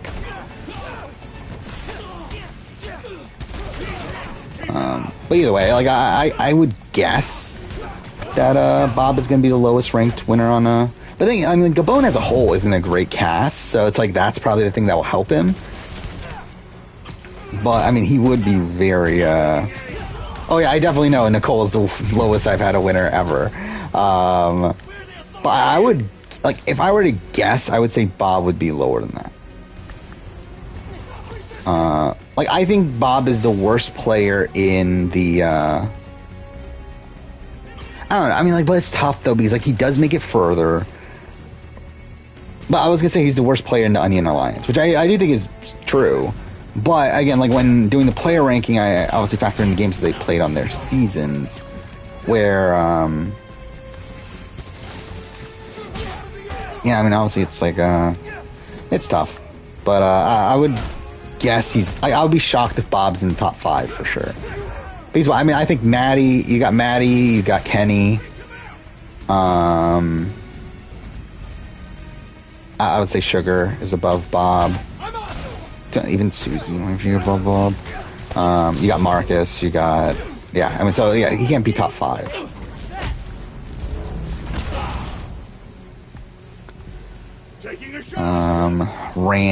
Would Randy be actually? I don't know. Like, obviously, I haven't put much thought into this, but like, I would be surprised if Bob's. Like, I think it will be a struggle. For Bob to make it even like top 8, but we'll see. I think. I mean, it's weird because like again, like it's a rank. When I do the player rankings for individual seasons, it's more so based on like how I think they played on that season. So like through that logic, I guess it. Like, I think you can make the argument for both because like at the end of the day, like Kenny does outplay Marcus in that round. Like Kenny is like fully responsible for getting rid of Marcus. But had that round not happened the way that it did, where they swapped at the last second, then Marcus would have survived and like more than likely would have come to the merge of numbers to where none of his allies were planning on voting him out before 3. So essentially, it's essentially handing him the win. Had the jury not voted, quote unquote, bitterly. So, is Bob's fake idol his best move? Not really. I mean, I don't even think it's a good move. Like, I think it's a good move in the sense that it gained him the trust of Sugar, but it also almost lost him the jury vote of Randy. So it's like, I mean, like, it's a fine move. Like, it is probably, I mean, I guess you can argue it's his best move, but even then it's a move that has, like, a whole bunch of faults to it, so it's not even, like, that good of a move. What I think of Jackie? I'm assuming you mean Jackie, the Jacquie Jackie, the one that married the producer, like one of the producers of Survivor. I think she's a solid player. It's just that she like had no chance after the swap there. But had there not been a swap and the Onion, or she had been like swapped with the rest of her alliance, I think she definitely has a lot of potential there. You seen Cornbread's interview? I don't remember I don't remember. The main thing I remember from Cornbread is "fuck y'all," which is one of the greatest moments in the history of Big Brother. But oh fuck, we're about to get to a Rhino fight. I don't think the word of 2 vigilantes is gonna convince people. There's gotta be a way. I think that's the exit.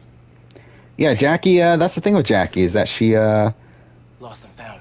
like one of the producers on the island ended up having to quit the show because he was hooking up with Jackie on the show, and they ended up getting married and everything afterwards. Was it Jackie Berg, right? Is her name? At least that was her name at the time. Oh, did they not get married? Maybe they're not married, but they're at least together.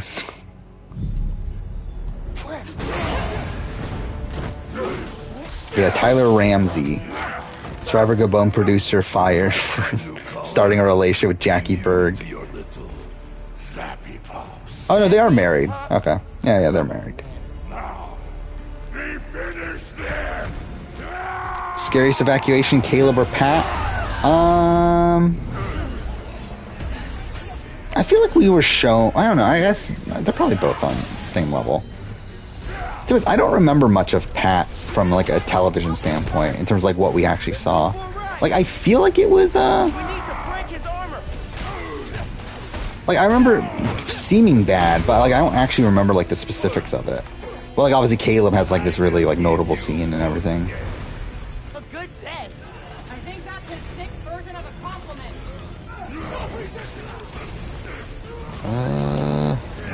Okay. How do you do this again?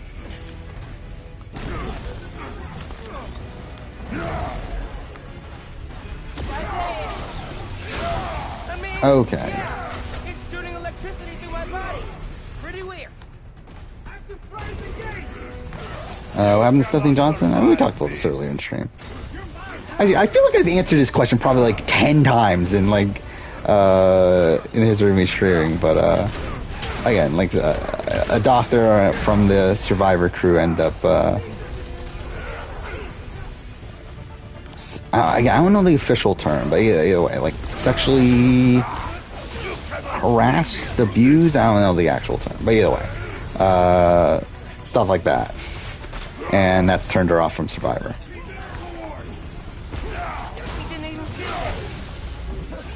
What am I doing here then?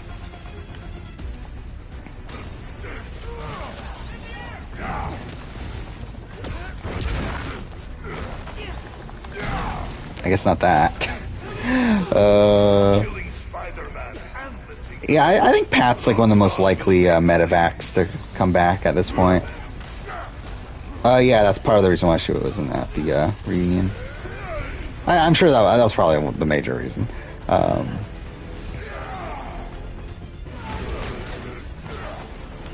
How am I feeling about Sydney? I think she's the next boot. I'll be very shocked if she isn't the next boot. But, to be honest, she's exactly what I thought she was going to be. I think the only difference is that she was in the majority for a bit. Like, she seemed to be in an alliance with Danny and Deshawn. That's the only surprise. But then I even thought her and Deshawn were going to get along. But, like, for the most part, I feel like I was pretty accurate on, oh, is that what I'm supposed to do?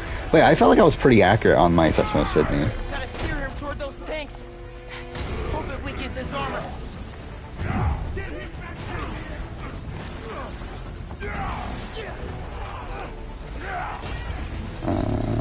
Did you forget that Luvu is even there? I mean, I think Luvu's going to travel next. I think Sydney's going home next. I think that's what this episode was setting up. Again, like, I think Sydney, I think they were setting up her boot in a similar way to like how Brad's was set up with his character stuff last week. Mind you, Sydney was a bit more necessary with her being her going to the island and everything. But it's like also they didn't need to show her going to Deshawn and Danny and telling them that Nasir is targeting them and all that stuff. And like again, like she's been getting constant content throughout the entire season of like her flip-flopping over like her initially wanting to target Nasir, then she doesn't want to target Nasir, and then now again she wants to target Nasir. And I feel like in like this episode we even got Nasir talk about targeting Sydney, and then we also had we know that in real life that that Heather wants to target Sydney. And it's like I feel like there's no way Sydney's making it out of this next episode, especially like if they go to Tribal, she's done. I think there's 0% chance she's not the next boot if they go to Tribal. Yeah, I think the only saving grace is that we did get the setup of Tiffany hating Sydney, and like that's the only thing that I can think you can point to as like a possible way that a possible sign that she makes the merge. But I think it was more so just like saying a fuck you to Sydney more so than anything, and actually it's setting up like some sort of storyline. By the way, I have no clue how to assess Tiffany's edit at this point. Like, I don't know if this was a good or bad episode for her. Like, my gut instinct is that it was, like, bad, but also, like, I feel like the Liana content, like, kind of bolsters her a bit.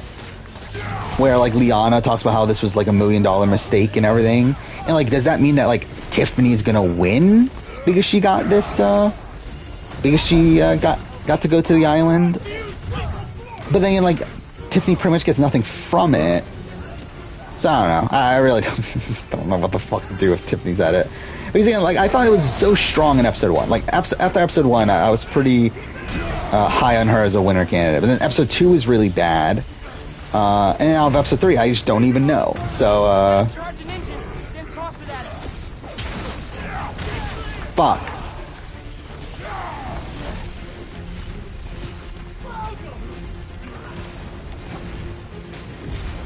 We're gonna rank all the players that call themselves by last names. I mean, what? Cochran, Dawson. I mean, Cochran's above Dawson, so at least there's that. Jason, Gonzalez, Abraham. I mean, like, Cochran's the only winner of that bunch, right? So it's like, I mean, Cochran would be number 1 then. Because, like, none of these other ones, like, outside Cal Jason, all these are early boots. I would say Abraham or Dawson are probably the worst. Oh fuck, I'm an idiot. I'm not. Because they were both taking out the first opportunity, and I feel like demonstrated less potential than Gonzalez did.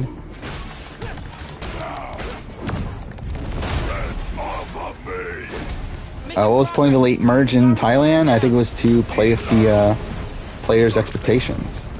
Because up until that point, seasons 1 through 4 all had merges at 10. So I think they wanted to mess with the players by pretending to have a merge at 10, but then like not actually having one. Oh, I'm stopping Roxxon, all right. Permanently. Finn, just Who is Dawson? You don't know who Dawson is? She's the one that kissed Jeff Probst at the reunion show and hugged him when she was being voted out.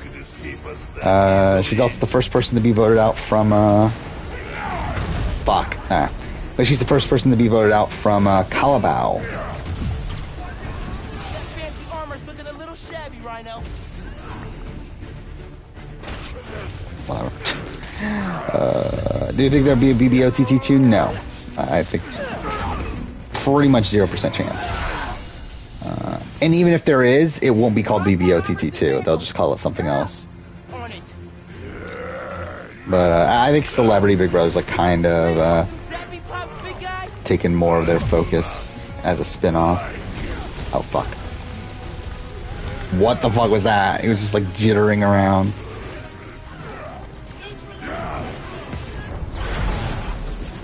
Okay. Wait, what? They did nothing?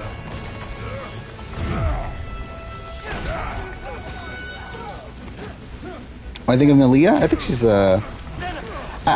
she's a solid player, especially for the time. I mean, obviously, there's the issue of her not playing the game until day 24.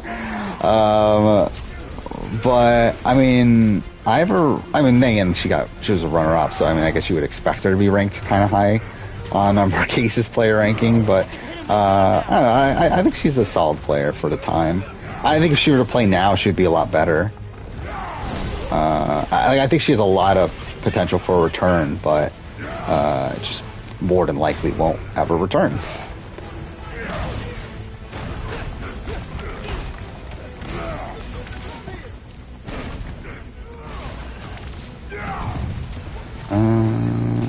What else we got?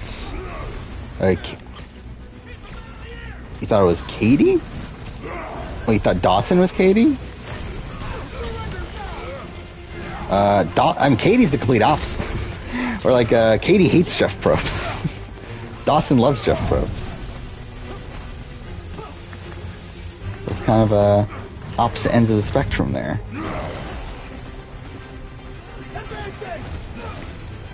Oh yeah, I didn't know that she had a food truck. Yeah, I mean, she really wants to play again. From what I remember during Second Chance, she was campaigning so hard to play again. Like her and John Carroll were both campaigning. And it's like, I really, like, I don't know why neither of them have been in the casting pool to return. And it's like, it's so weird to me because I feel like they would both be strong returnees. Like, especially John Carroll. Like, I can't believe John Carroll's never been, like, up for a returning spot. Yeah, I mean, Nalia on Australian Survivor would be interesting. I think she would be very well positioned there, too. Where, like, if she makes the merge, like, I would for sure think Nalia has a good chance of winning. Again, she has to make the merge, which might be a bit tough on Australian Survivor, but I think she has a lot of potential there. Yeah, Courtney Yates is pretty old at this point. Yeah, because Courtney Yates was already, what, like 26 when she first played, and that was 2007, so... By the way, I just realized I'm the fucking same age as Courtney Yates when she first played Survivor. And I remember, like, when I was a kid, I was thinking, oh my god, Courtney Yates is old. Not when I was a kid, I guess it was when I was, like, 18 or whatever. But I remember, like, thinking, because, like, Courtney's, like, the oldest of the, like, the players in China, like, of, like, the final three in China. Because, like, Todd and Amanda were both, like, what, 21, 22 or so? So I remember thinking, like, oh, Courtney Yates is old here. I don't know what I'm doing. Oh, there we go. Is that it? Maybe?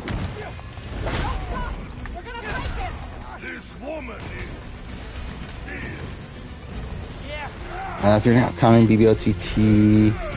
I mean, again, you can't count BBOTT in any sort of ranking associated with Big Brother because it's a radically different game. It's like if you're it's as if you're mixing like BBUS and BBAU. Like, it's just like such radically different games. Because like the way that I mean, BBOTT had so many twists within it that even just the nature of how people got voted out is already very wonky. But then you have the public voting for the winner. Also, that radically changes the strategy of the game. So, like, I don't think you can even properly compare the two. Where, like, I mean, Jason, like, technically has a lot of control through the game, but he was essentially kind of, like, handed control. Just due to the amount of twists that were going around.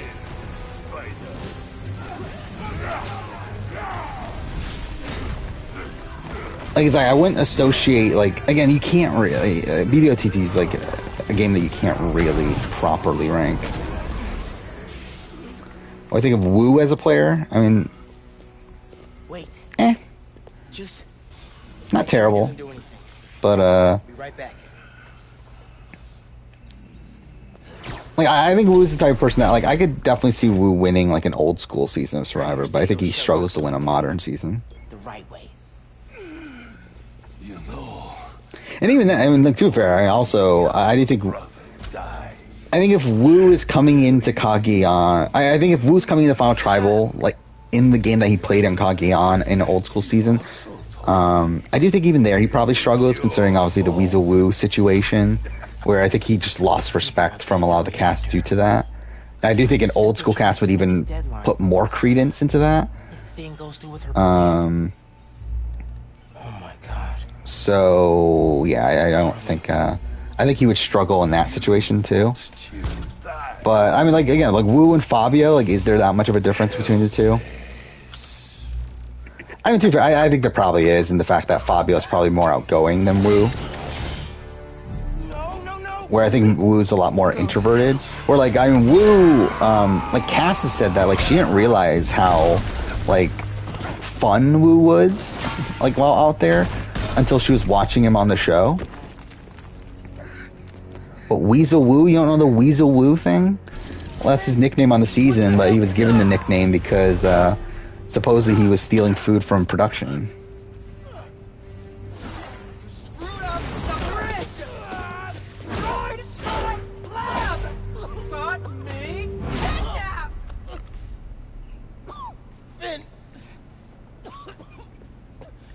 The reactor.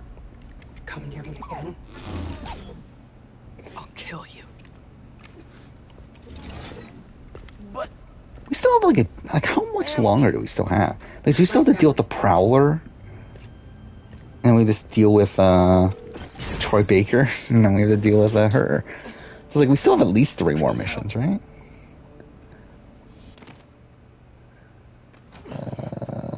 If 4 more missions. Okay. I'm gonna go grab a washcloth, some antibiotics. Surprised they were bringing back after that. I mean, yeah, but they kind of like hid that. Like, I think it's Eric also did raid the production camp too, and they brought him back. I think for them, they thought they were like such notable characters to where like it's like we'll bring them back. I mean, obviously Eric is like one of the most like notorious figures in the history of the show. So that was you. And Wu was such a fan favorite at the time by the casual audience that again, very hard to not bring Wu back in that position. Even though again, like a lot of people were like surprised that Wu got voted in. Which is like, why are you that surprised? Like, yes, the super fans were not on Wu's side and would have rather had like Shane Powers or whatever, but it's like, it's not a surprise that Wu is getting voted in here. And the other Spider-Man's gone. I just keep making things worse. They could have called him Woozle. Aubrey was only 29 during Ko-Rong? There is nothing. Really? You thought she was 23? I thought she was like 30 something. I thought Aubrey was older. How old is Aubrey now? Give me strength, Miles. It's like, what, Aubrey's got to be, what, like 35? Someone who's brave. Or so? People they love. 34? Really? She's only 34? I really thought she was older. This guy who doesn't give up. Yeah, I've heard about that rumor that, Kara is not allowed. Like, Kara herself has said that she's not allowed back until Tori wins, which... I'm like, I wouldn't be surprised if it's true they're like really wanting a Tori win, but I also like don't put much credence into it because it's fucking Cara Maria. It really just anyone from the challenge saying something like that. I put no credence into it really. Watching Norm Macdonald, the comedy special. Yeah, to be honest, I don't know much about Norm Macdonald. Like I know of him. Like I'm pretty sure wasn't he like a judge on like Last Comic Standing or something? Like I know he was on SNL and stuff like that, but like I'm not like too familiar with his actual comedy. I want to cross-reference underground activity with buildings that could store Nuform. Well, I think of Bryce Isaiah as a player. I think he's good. I mean, like, he's like not good. I think he has a lot of potential. Obviously, he's taken out too early to really do much, and I think he was also put on a tribe that didn't really benefit him. But I think if he were to return, I think he would perform pretty well. And we saw him on Sequester, and he does pretty well there. And like, wasn't he on Survivor like Philadelphia or something and came in second? It's like that's also a thing. So, like I think Bryce would do well in the return. But yeah, Abby's decently old. Like she was already like wasn't she also in her 30s during Philippines?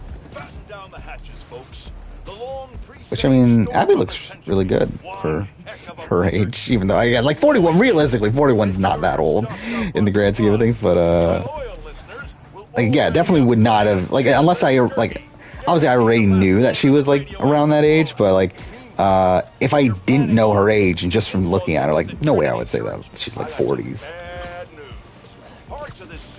Oh, I think of Mayim Bialik being the host of Jeopardy. I haven't watched Jeopardy since Trebek died, but I don't know. I feel it could be weird, but to really see anyone but Trebek on there. But again, I haven't personally watched it. Joel Cohen is making an A24 movie. Is it just him? Yeah, like they don't do stuff together anymore, do they? The Coen brothers. Like I feel like they've been doing a lot of stuff individually now, which is weird. Is Abby Maria married? I don't believe so.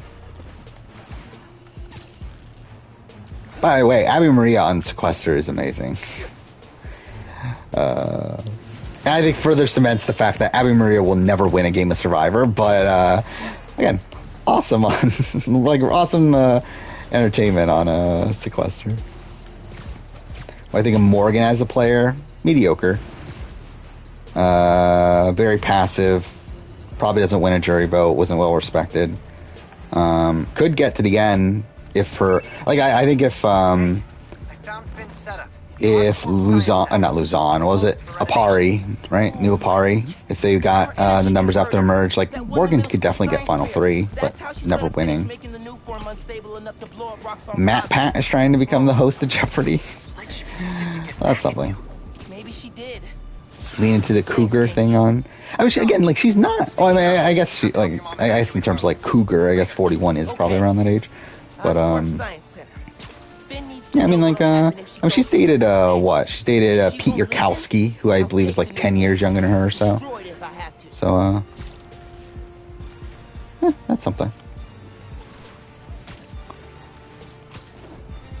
Arden... Oh, is that a thing? Oh, is that a thing? Wait, who voices... Wait, Arden is, what the fuck was the guy's name? But either way, it's the guy that voices, Jonah Jameson? I didn't realize that. That's bizarre. The tragedy of... Oh, I think I have heard that. Oh, I think it was from when I was looking up the Coen brothers earlier. I think that's when I saw the title of that movie. Yeah, Risha was 41. I mean, that was pretty much her entire thing, right? Risha was that... Oh, we're here. I remember this section. Okay. Yeah, that was pretty much like her entire storyline on that. Sorry about this, nephew. Oh, this is where we take care of the Prowler first, and then we go back there, right? Either way. Now, I haven't seen What If yet. I think I'm probably not going to, realistically. Probably not going to bother at this point. Just, I don't know what to do with Marvel. Because, like, I'm more than likely not going to find the time to watch all these shows, these Marvel shows.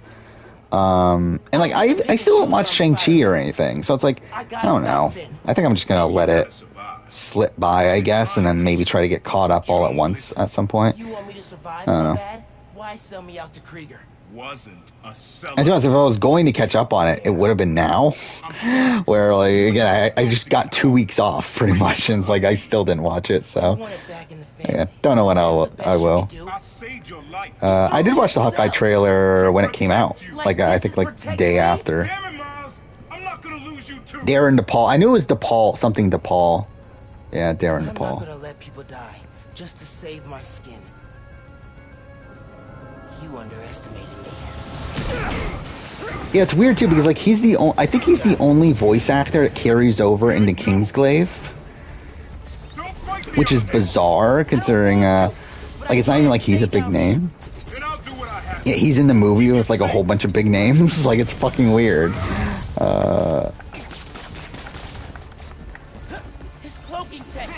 Which, I mean, dude, fair. I can't imagine anyone else playing Arden, but it's still fucking weird.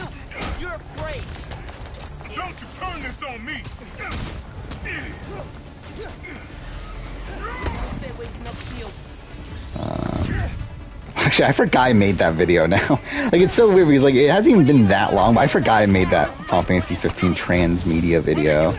That'll be coming out at some point. Probably December, I would guess. But yeah, I'm pretty sure I mentioned this already, but I did record the Top Games of the Generation video, which I've been, like, playing games for the last, like, 6 fucking months. Like, literally the entire, like, start, like, I mean, I guess not the entire start of this stream, channel, but at least, like, since I finished, playing Assassin's Creed Revelations, like, pretty much most of what I've been doing here, and I guess take Mass Effect out of it, but, most of what I've been doing here has been, like, leading up to this video, so it's kind of insane that I finally got around to recording it, which, the raw recording of it is 2 hours long, so that's going to be fun to put together.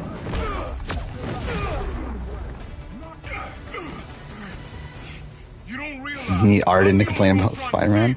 Yeah, why not? And I'm trying to save everyone else. Yeah, it's weird. Yeah, people that were 40 at this point were only 20 when the show started. And really, it's like, it's weird that like even, I mean, just like people that are in their 20s that are on the show now. I mean, like obviously we have like JD who was born after the show, which is weird. But like you also have, like even like an Evie. Like Evie's like what, like 27, 28 or so? Or is she 26? I forgot. She might be my age. I don't remember. Either way. But, like, even then, like, she was, like, 5 or 6 when the show started. So, like, that's also a weird fucking thing.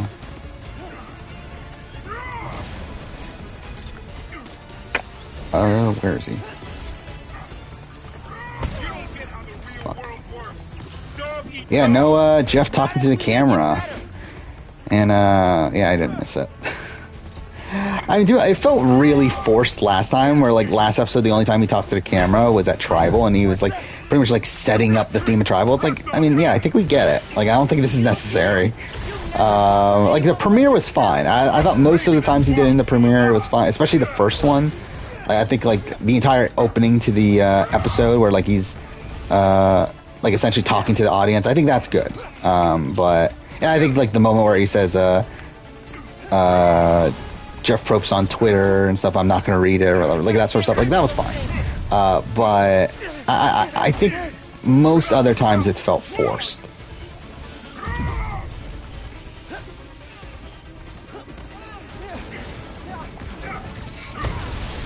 Okay. I told you can't keep up. Avoid those traps. He's using Roxxon tech, draining my powers. Get back. Oh, fuck. No, that doesn't do anything. Gotta stay away from those grenades. I'm just a fucking idiot. I'm literally just running into him. Is Genie on the bottom of Ua? Probably.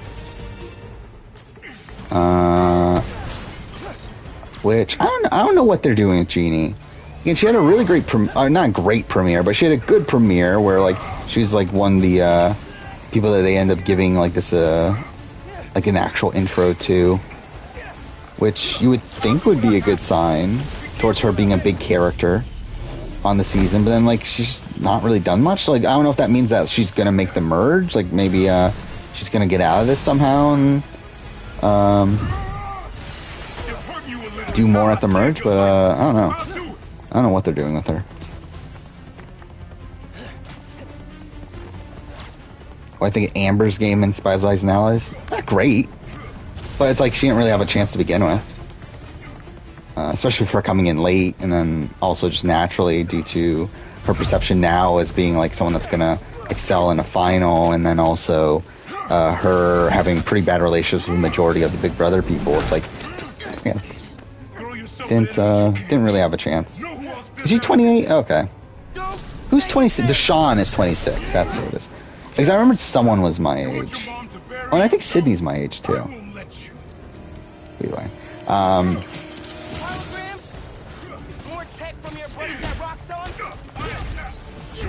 Yeah, like, so, like, even Deshawn, like, he was, like, 5 years old when the show started.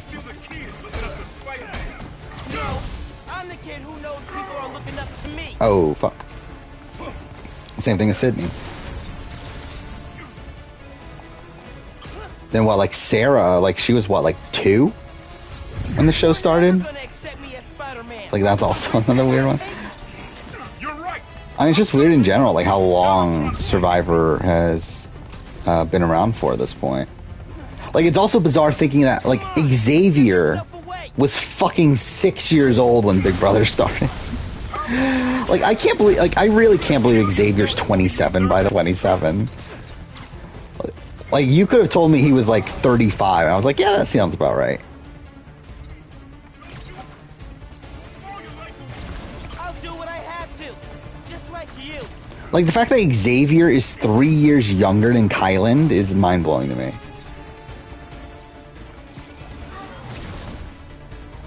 Like, I believe isn't he the second youngest? Yeah, he's the second youngest member of the Cookout.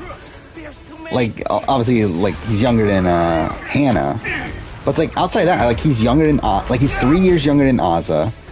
Like, I forgot how old Big D is, but either way, he's at least 2 years younger. Like, think Big D was like 29 or 30, right? What do you oversee, huh? You didn't ask to be Spider-Man. Then, yeah, obviously Tiffany's like 40, right? And then, Kylan's 30 also now, so. Yeah, it's just kind of weird.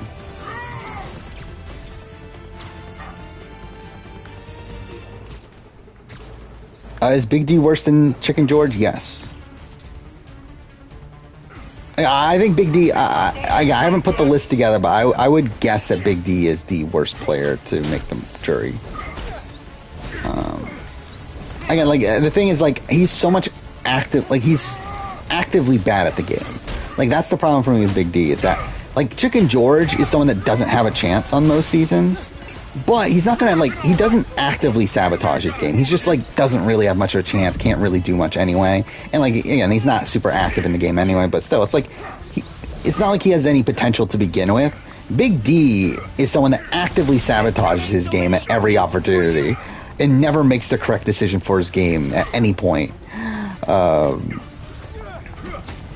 again, he gets lucked out on this season, but again, I feel like more than likely he gets booted probably around Final 11. If again, Claire was coming after him during the week he was on the block against Brittany. They tried to flip the vote. Tiffany and Hannah even explicitly say that this would have been the best move for them had it not been for the cookout. So it's like, I feel like more than likely he would have been booted around there anyway.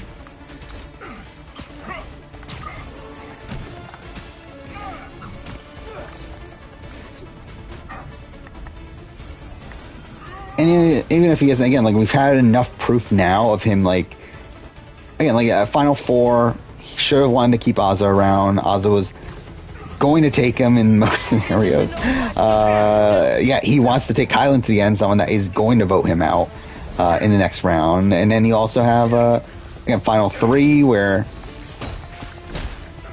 he, again, the first time in the history of the show, you have someone who is guaranteed to be in the Final Two, coming into the Final Three round, and they talk themselves out of being taken to the Final Three by their best friend throughout the entire season.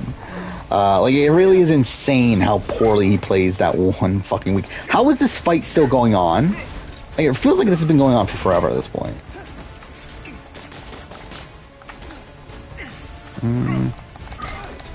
Okay. Xavier's 27. Xander's 21, if that's who you're thinking of, from Survivor. But Xavier from Big Brother is 27.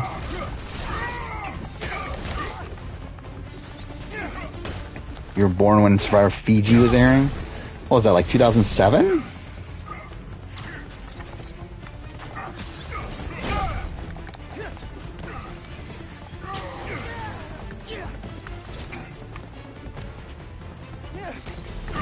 Okay. I mean, it is weird to me, though, that we're, like, at the point now where, obviously, like, we have people getting on the show that are younger than the show itself. Both with Big Brother and Survivor. Where, I forgot, is Chada younger than, You gotta know how messed up this is. than Big Brother? She is, right?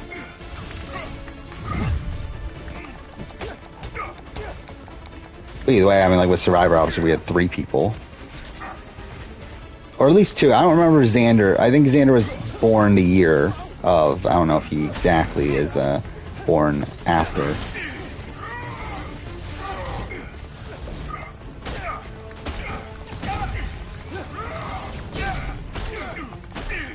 Yeah, does Big D win against anybody? No, right? Like, who would Big D even have a chance at winning against? And again, this is something that, like, I even called out, like, by the time my mid-season power ranking, was that Big D had no chance to win the game against anybody. And I think that's also part of the reason why I think he's the worst. Because I don't think there's any jury scenario that he can win. Well, like, again, like, even before the finale, like, I was thinking, okay, maybe there's a chance he could beat Ozza, especially if he's the one that cut X. But I think at this point, it's like, I think it's pretty clear that, yeah, he was never winning against anybody. And to be fair, that was still probably his best case scenario, but that was a scenario that he was actively striving against. So it's like, still can't give him credit for that.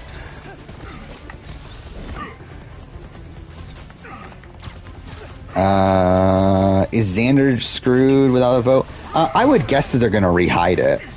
Like, I'll be very surprised if they don't rehide the Beware van. It's so weird that we're coming into episode 4 of Survivor 41 without a single person having an idol.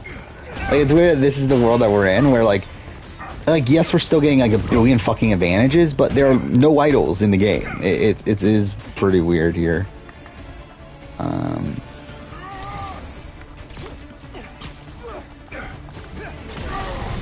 Oh shit. Anna's 2 months older than Big Brother? Okay. So we haven't quite had one yet. But I'm sure like it'll happen by next season, right? Like we just need someone that's 21 next season, so. Like I would guess that it'll happen pretty soon. Fuck, this fight's going on forever. Wait, what difficulty am I? I'm on the easiest difficulty at this point, right? Because I'm pretty sure I turned it down. Yeah. How the fuck is this fight still going on?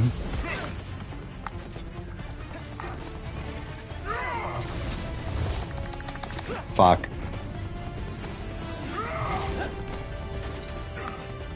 Where'd they go? Oh, okay. Well, that's something. Oh, there we go. Got a trophy for it. No, I haven't seen anything about The Masked Singer. Really haven't been, usually what I do, I've never watched The Masked, I've never watched a single episode of The Masked Singer, I should say. But usually what I do with The Masked Singer is, like, once it's done, I just look it up just to see who is on there. But, yeah, I don't really watch the show itself, though. Being family isn't enough anymore. Yeah, I doubt Big Brother will really, care. I mean, that seems very Big Brother of them to not care if they're, That's how it happened between me and your dad. they have people that are younger than the I don't show. wanna repeat that. I don't either. But I can't be the person you want to turn me into. I can't turn my back when people need me. I have to be better than that. I'm streaming at 30 frames, right? Because obviously I'm playing this in 60, but I think the stream's only in 30. Oh, do we not kill? Wait, for some reason I thought he died. Maybe he does die by the end of it, I don't remember. But like I felt like he died. Dude, are you okay? Guess we'll see. Oh, I haven't even fucking used skill point. There are this many things in the menu. Oh wait, I never went to the thing. I never even went to the menu. That's kind of funny. Are any of these even good? Wait, yeah, why don't we just use those? Whatever. I'm never going to bother with this, especially in this playthrough. Actually, wait, might as well check what's this. Creates a... Oh, yeah, we'll do that. I don't care enough to upgrade that. Give me skill points, so we might as well do that. Let's do that. Let's just get all these. Why not? Oh, can I not get all these? Okay, well, cool.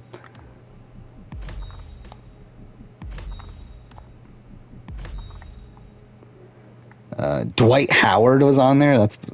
That's weird. Vivica A. Fox, Tony Braxton got taken out that early. That's pretty sad, isn't it? Pretty indicting of your ability as a singer. That can't have been easy. It's what I had to do. I'm headed to the Science Center. Call me if things get bad and hard. Yes, by the time Survivor 50, I mean, that's going to be, what, 5 years from now? So, yeah, that means, 26 would be the age, right? Or 25, 26. Oh, is this the end of the game? Alright, let's do it. Museum close renovation. Actually, but it's not, though. I feel like I remember that. It tells you that, but it's actually not. Do I think the game within the game's permanent? Probably not. To be honest, I'll be surprised if it's back again after 42. Like, I assume it's gonna be in 42, considering obviously that was filmed back to back. But like, who the fuck cares about game to game within the game? Ah, shit. What's the actual objective? Oh, just defeat them? Okay.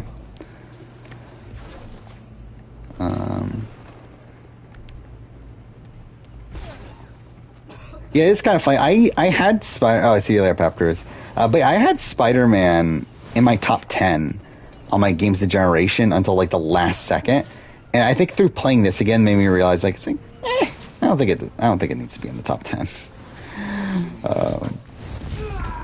Because like, dude, I feel like the combat system in this game is so fucking boring to me at this point. Not that it's like inherently bad, but it's like I feel like at this point, like I don't get much enjoyment out of the combat system of this game. And again, part of that is because like I've played the original Spider-Man so much, and I've like platinumed the game. I've played it I think like 4 or 5 times at this point. I've done like speedrun of it and stuff. It's like I feel like to me the combat is just so repetitive at this point for me that I don't enjoy playing it that much anymore. And obviously with this being like pretty much the same fucking game, just you playing as Miles. That's obviously a factor. Yeah, I made a lot of like last second changes to my top games of generation list. To the point where it's like, don't know if I 100% like stand by the bottom of the list, but it is what it. Who fucking cares? I'm not gonna re-fucking do it. Oh, is that a wait. Yeah, we're getting like fucking comic book things now. Like when we hit people, it comes up with that. How long is the video? It's not done yet. Like I mean, I recorded it. I haven't edited it yet.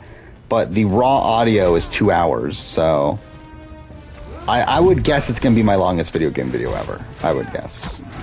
Because if it's 2 hours, I'm thinking, like, I would guess it's going to be around, like, an hour, like, between an hour and 10 minutes. Like, probably somewhere, like, an hour 5, maybe. Because usually what ends up happening with videos after I finish recording them is essentially cut them in half and then maybe add like a minute or 2, and that's usually how long the video ends up being. Mainly because again I'm a fucking idiot and I can't like string together a sentence properly without having to edit it together, so like around half the audio ends up being not used. I also feel like I might actually have to reshoot some things with that video, because I don't think I properly explained the rules that I end up using at the beginning of it, so that might be a thing. Oh hey Flash, haven't seen you before here. Alright. This is so weird. Why, like, was that one of the skills I just added? Like, is that really a thing that they bothered? Oh, that actually is a thing. Like, that's what that is. That's so fucking weird. Why is that a thing? Whatever.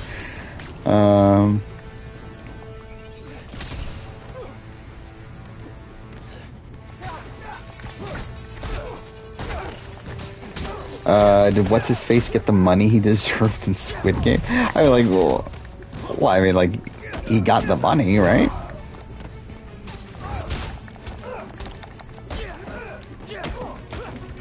Well, he gave half of it to the... spoilers for Squid Game. But he gave half of it to, like, his friend's mother, right? Like, the one that he beats at the end.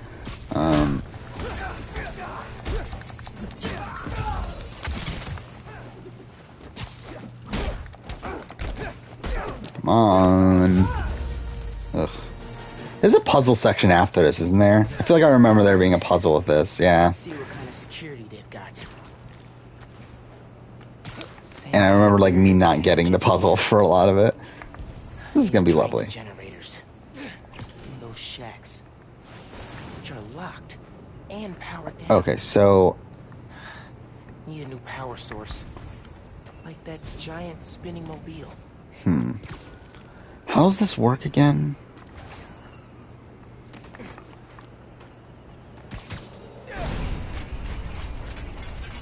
Which, how convenient of these balls are on there to have fucking like conductors things, whatever you call them. Alright, so...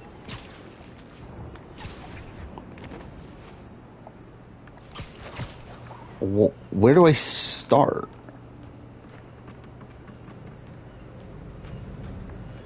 Because I need to open this, right? I have heard of the Masked Dancer. Never watched it, obviously.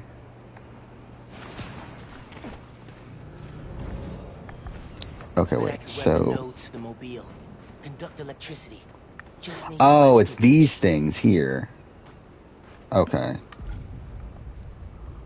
Wait, wrong button. So that there... Oh, fuck. God damn it. Alright, well that doesn't work. Alright, so which ones do work?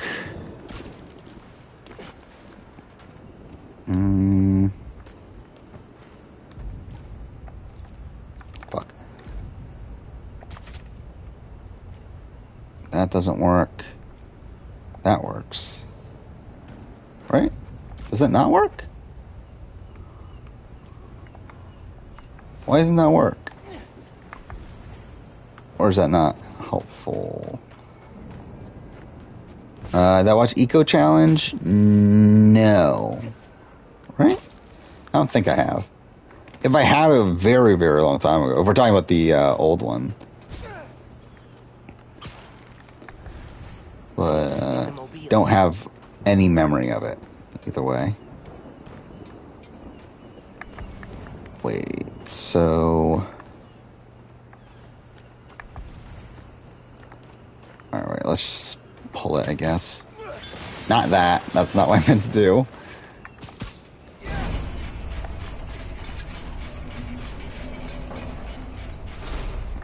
There's like nothing here, right?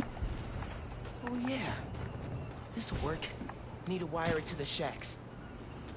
Yeah, I get that part of it. Gotta be behind all that. This one?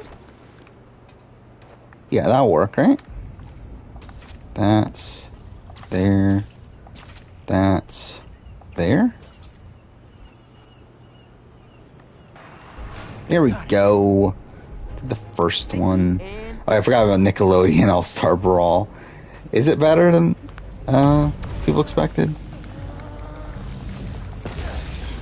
Yeah, I did see that Metroid Dread got reviews coming out, and those are mostly positive. I think that it's in the high 80s, so that's pretty good. Did also see Far Cry 6 got reviews, and those are kind of eh. So that's something. Not that I was really planning on playing it anytime soon, but still. Like, definitely not something I was going to pick up at launch or anything. Oh, this is gonna work. Okay. Cat. Yeah, everyone needs to play as Cat Dog. I mean, obviously. That's how you determine what's a good game or not. Yeah, too bad it didn't come out earlier. I mean, it would have probably been on my top games of the generation.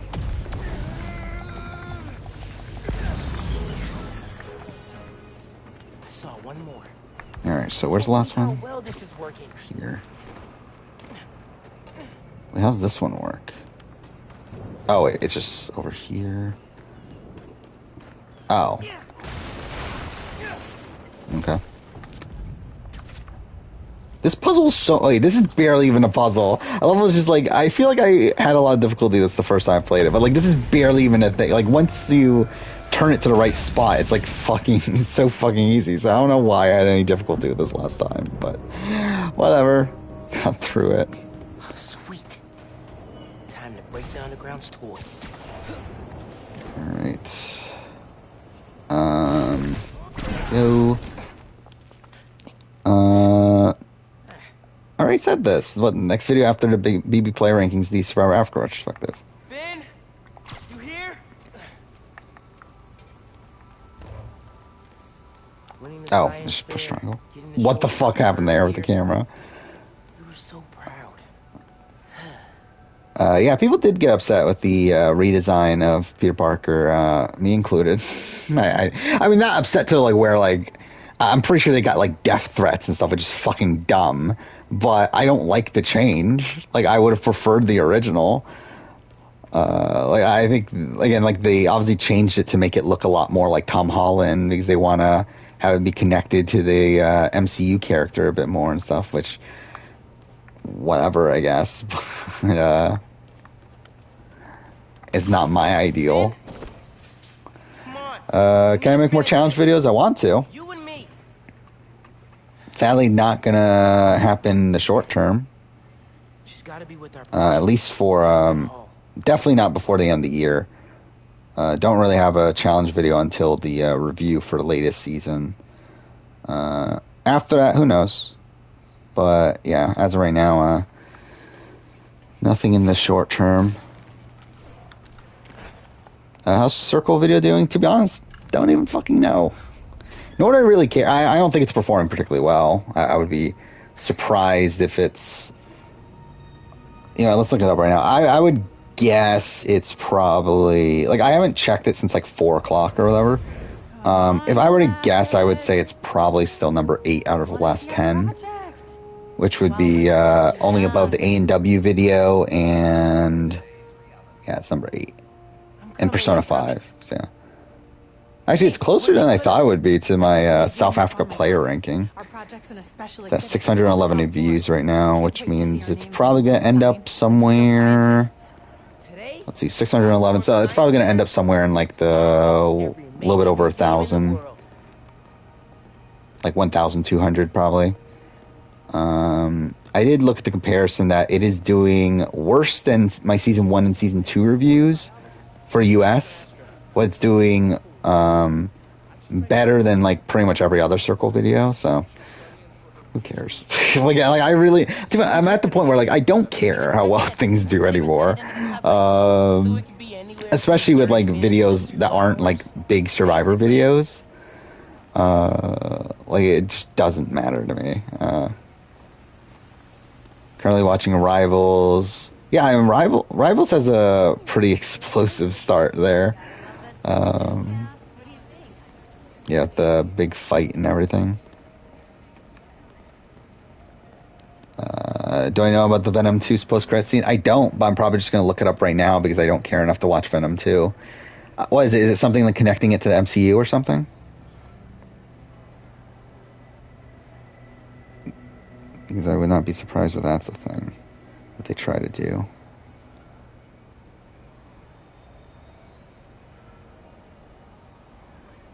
Ooh. Yeah, they are. Interesting. I don't know if I'll fucking ever watch, but still. We've got time to look around first. Interesting. Yeah, I still haven't even watched Venom 1, let alone Venom 2.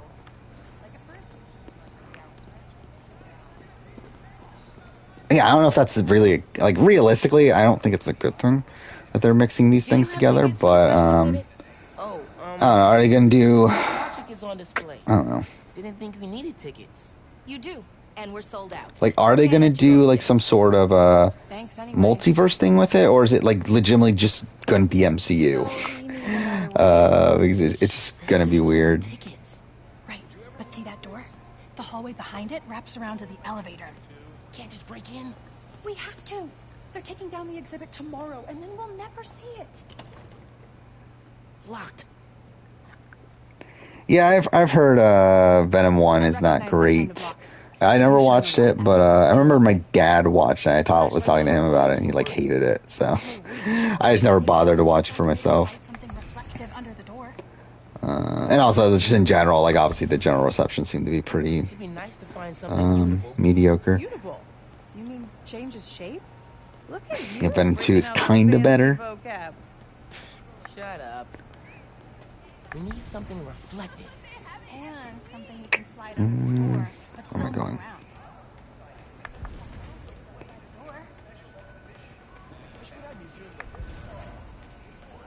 This model proposes It's like a whole little community on Mars. I don't remember like what I'm actually doing here. It's so weird. Again, like it's literally been I think exactly 9 months since I played this game.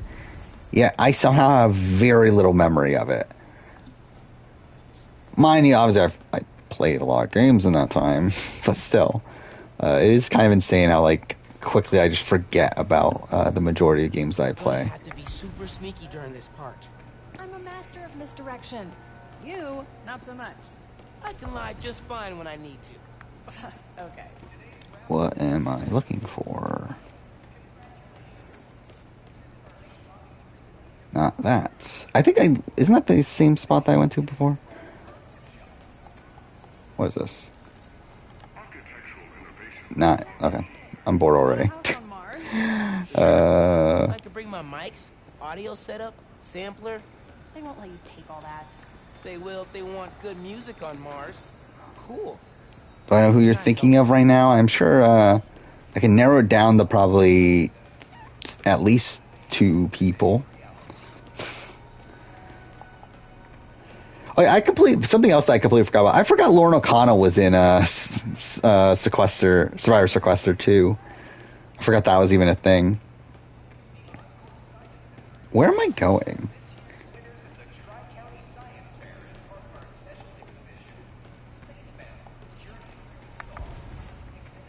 Find objects that can unlock the door. Like, what objects would there be? Oh, this? Shape memory alloy. I could change the shape on the museum map. Well, I guess it's either Lauren O'Connell or probably Sarah from this season. I feel like you talk about her a decent amount too. That's it. Take it. Don't let anyone see. Got it. Let's go. Lauren declined the challenge. I don't know for sure, but I would suspect that they asked her. Like, I feel like it would be weird if they didn't. We should look around for an like I believe from what I've heard, they did ask a lot of Survivor people for this latest season, and they went with Tommy for some reason. So I don't know. Why Sarah? I feel like you talk about Sarah quite a bit, don't you? Sarah from this latest season? From 41? I saw something about solar energy near the locked door. I mean, obviously Lauren O'Connell's like the number one guess, but if I had a second one, I would say Sarah. Has something we can use. This, no. This? What is this? Oh, hey, look. Solar mirrors. And it's sticky on the back. I just want to be fucking like they're just like literally stealing things from a fucking exhibit. I've got the light. Tell me when the sticker's pointed at the sensor, and I'll turn it on. No one's looking at us yet. Gotta hurry. Oh yeah, Amanda LaRussa. Yeah, that'll probably be a top pick too. Which survivors were asked? I don't know. But from what I understand, a lot were asked. We gotta try again. Wait, what am I doing?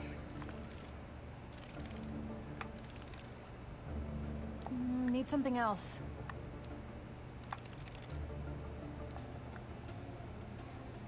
I don't know what I'm doing. No, not quite.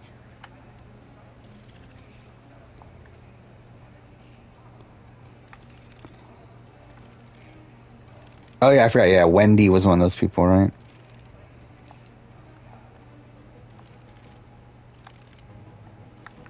Oh wait, you can rotate. I'm a fucking idiot.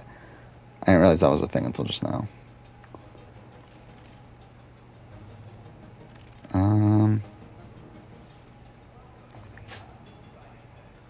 That worked. There we go. Come on, our project awaits. Yeah, Lauren Beck.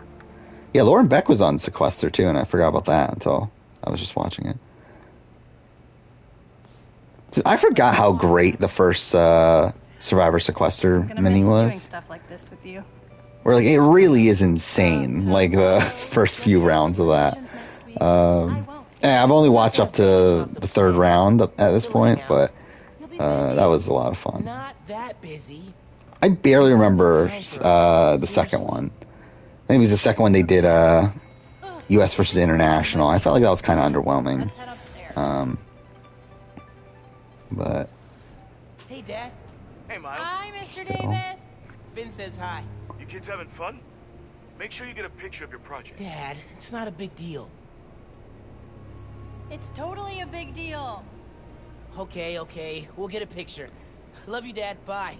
yeah, rewatching the Sequester minis, like I really do love the Influencer one. It's so weird because like I remember at the time that was like considered like the worst of the bigger Sequester minis, but I do think it is the most fun one of the bunch for me. And I'm part of that is because I'm like a big Taron Armstrong fan, and see him essentially dominate and break the game of Sequester essentially. It was really interesting to me, but it still is a pretty a fun game there. Like Big Brother one's kind of underwhelming, mainly because they do this like U.S. versus Canada theme, and like that kind of ends up dominating the entire game, where like they're essentially doing U.S. versus Canada the entire game. To the point where U.S. gets the numbers coming into jury, and they all vote for the U.S. person just because they're the U.S. person.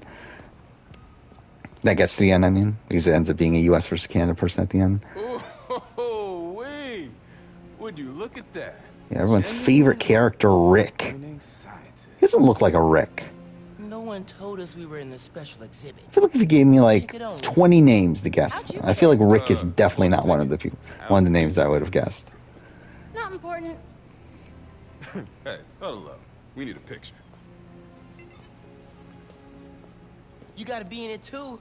You helped us get it working. Okay, fine. Scoot over. All right. Say alleles. I am not saying that. Okay. Yeah, this is at the beginning of stream. I am considering streaming tomorrow. We'll see how it goes. We'll see how tomorrow goes. Obviously if I don't feel like I won't, but I'm probably gonna try to. Mainly because I do want to play The Last of Us Part 2. And I'm kind of in a weird spot where, like, I don't know what to play on my own at this point. Where, like, I have no game. Like, it's so weird because, like, this is one of the few times where, like, there's no game I need to be playing for, like, any sort of video or anything. Like, I'm far ahead already on video game videos to where, like, I don't necessarily need to play anything. And the closest thing would be playing, like, I want to do a video on Judgment. But I would probably end up streaming Judgment, but then I would play Fist of North Star, because I also want to talk about that. Being a Yakuza spin-off, but I'll probably play that on my own, but I'm not really ready to do that video, so like there's nothing I actually need to play. So I don't know exactly what I'm even going to play on my own. Like, I thought about doing Hitman, like play Hitman 3 finally, but if I do that, then I kind of feel like I want to replay 1 and 2. To which I probably would end up streaming that, I would think. And if I don't full-on replay, I might, like, I still want to at least, like, experience some of the levels. Which I thought about, like, maybe making that a stream at some point. There's another thing that I wanted to stream as well. Oh yeah, Control. I just finished playing Control. And I really enjoyed it, but like I found in the it's like in the settings, there's like a mode that you can turn on for like one-hit kills and for invincibility and stuff. And I feel like that'd just be a fun playthrough to do. And I feel like with that, I might as well stream it too. It's like just run through the entire game Control with invincibility and one-hit kills on, and just like blow through it. And I think that'll be a fun thing to do. But again, it's like, when am I going to do those, though? When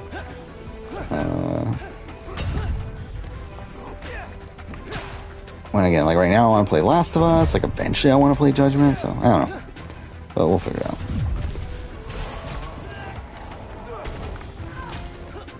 out. Sis was an alternate? Yeah, Sis has been in consideration, I know. I mean, I wouldn't mind seeing Sis on the challenge. I feel like she fits the challenge a lot better than she does fucking Big Brother.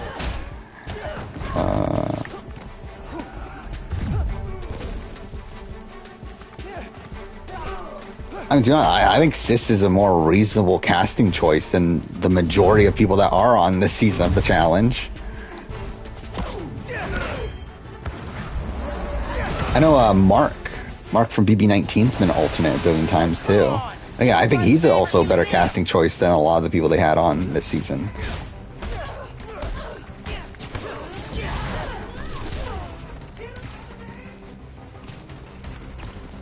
Well, Annalise from BB21.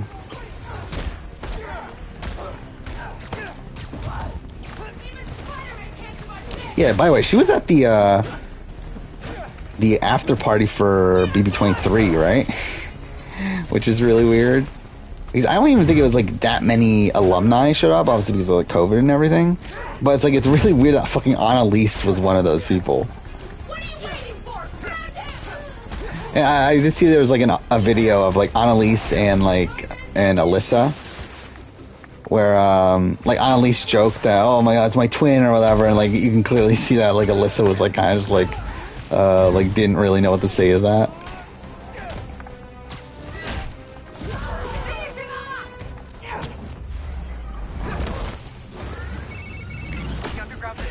It is funny how like Sis has essentially become like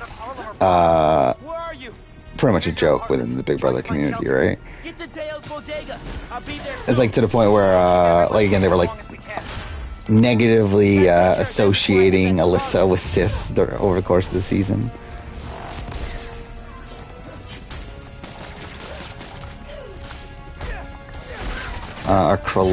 So Christian and Alyssa? I'm not sure. I don't know. I haven't seen anything from really, I haven't seen anything from Christian at all post-season.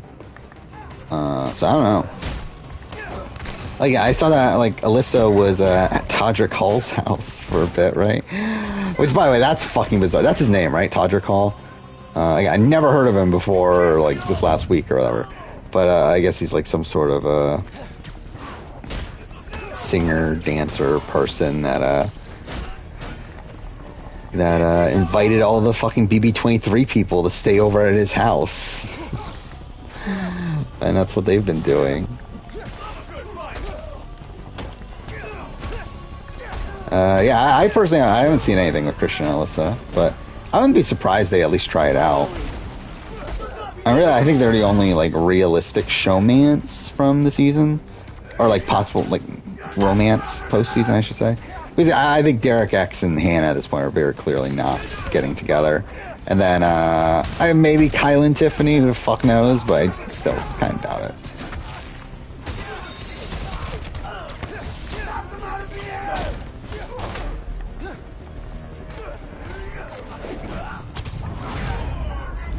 I do find it funny, though, that, like, the people that are, like, staying at Todrick Hall's place the longest are, like, pretty much the older people on the cast. Like, it is kind of weird how, like, Tiffany, who was, like, 40, is one of the people that's, like, not returning back to her normal life for the longest time. Like, her and then Kylan and Azza are there. And, like, Chada's there, who's obviously very young, but, so it is weird, though, that it's like 3 of the oldest people on the cast are the 3 people who are still not returning to their normal lives.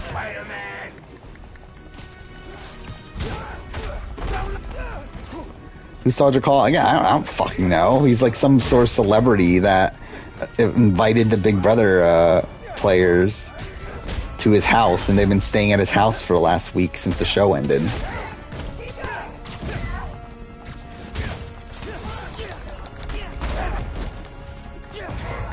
Yeah, like, I believe, like, I haven't been updated in the last, like, couple days, but, like, up to the last couple days, I believe the only people that were still there were Tiffany, Kylan, Azza, Chada, and DX, I believe. But, like, there was a point where Big D was there, Xavier was there at a point, Alyssa was there, Claire was there,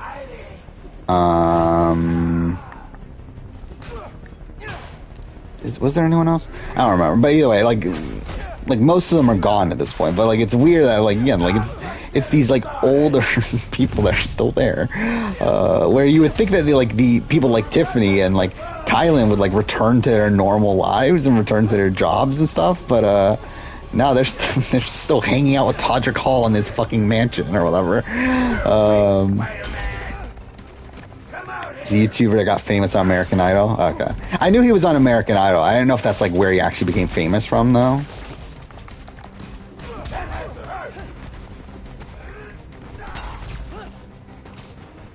Does Chado want to play Big B again? I don't know. I think she does, right? Like again, like I was questioning it a bit after the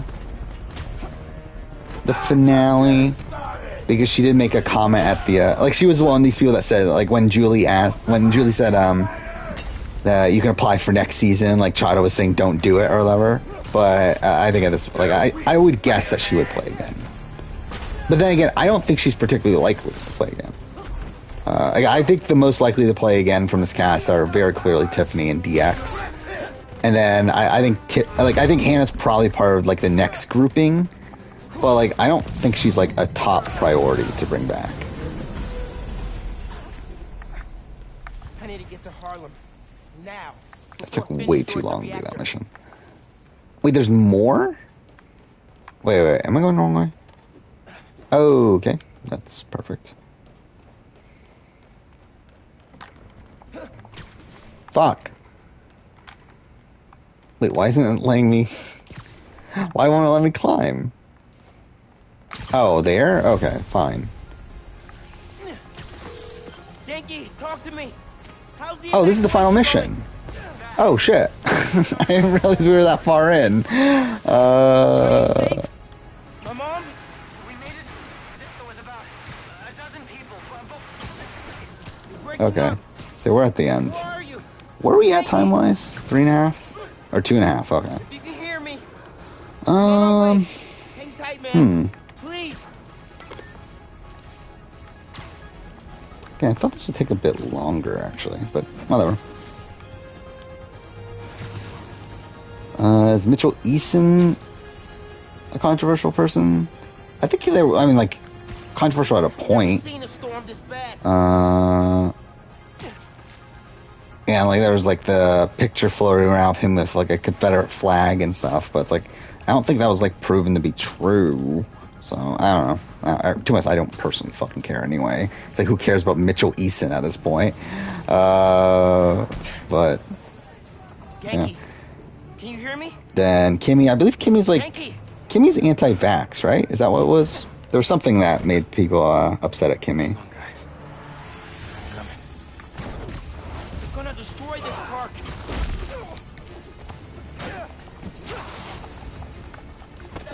Okay, well I didn't like that was weird.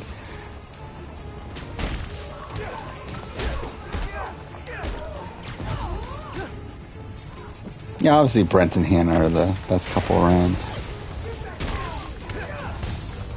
I still find it funny that of all the people that they picked to praise Tiffany of the pre-jurors, they fucking picked Brent to be the one to praise Tiffany. It's like, why? Why is it Brent? And it's so weird, they didn't even give like Frenchie the time to talk in the reunion, yet they fucking gave it to Brent. Is Mitchell rich?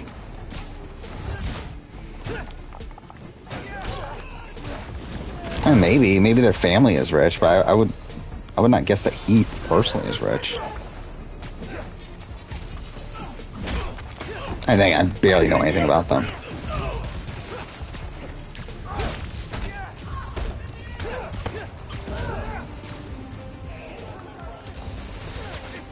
Businesses haven't been damaged yet, but that's not gonna keep it from stop the fighting.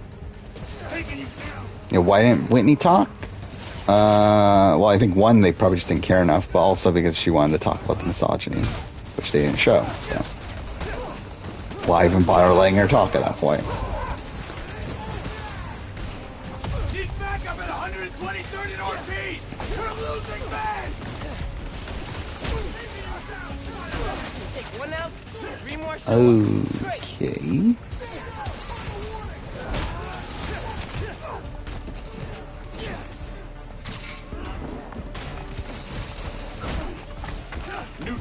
underground, but take Spider-Man alone. Oh, I didn't. Okay, I didn't mean to do that attack, but it actually worked out. Fuck, how many enemies are there? Why does it feel like there's a billion enemies here? The thing, it's like it's different factions, right? Like these are two groups that are fighting against each other. Right? It's like the Tinker and Troy Baker, whatever the fuck his character's name is.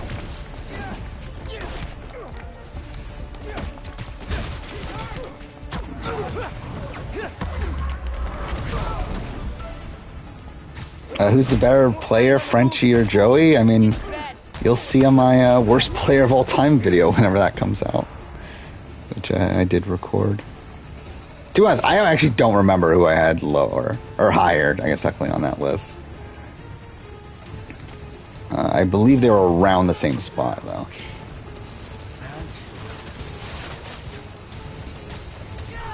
Oh, okay, that's perfect.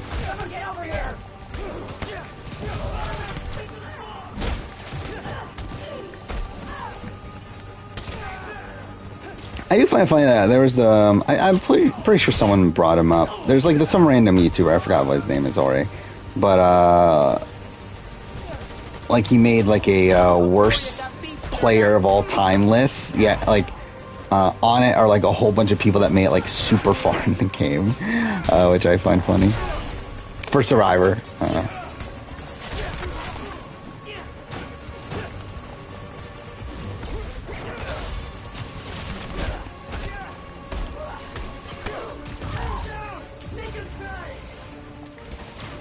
And there's like a lot of random, like I believe like Purple Kelly was on there. No, it wasn't Survivor. It was a YouTube channel. Like some guy that does like random, like sometimes does Survivor, sometimes does like movie reviews and stuff like that. I don't remember the exact name.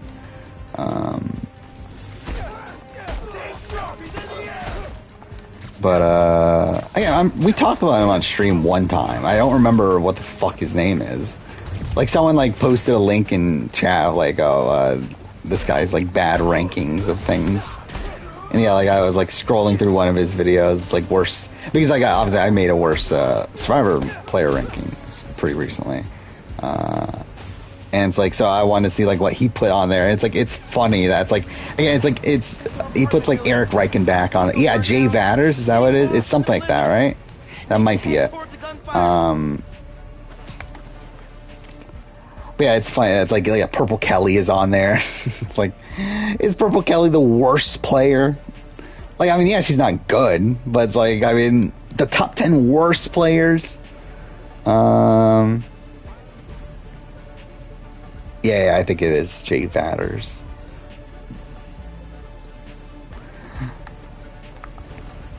Either way. Close one. Where the fuck are the rest of the enemies? Or is there just like a billion people here?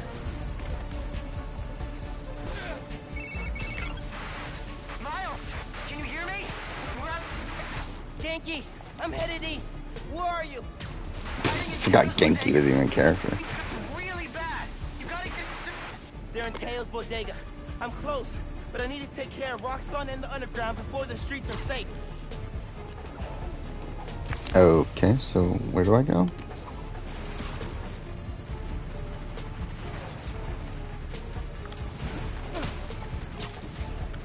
Actually, I haven't actually paid attention to ray tracing and stuff.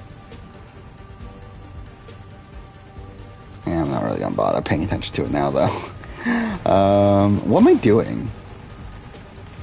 Is it this? I guess so.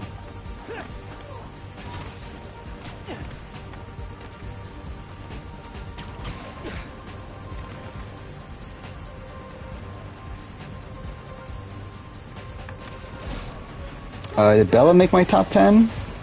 I mean, you have to wait and see.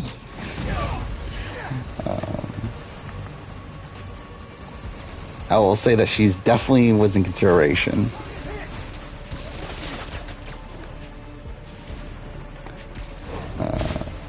There were a lot of people in the that were kind of hovering around. Like really, I think it was like 7 through 10 were all like kind of people in the same sort of grouping, and then there were like some people in the honorable mentions that Like, could have easily been shuffled around, but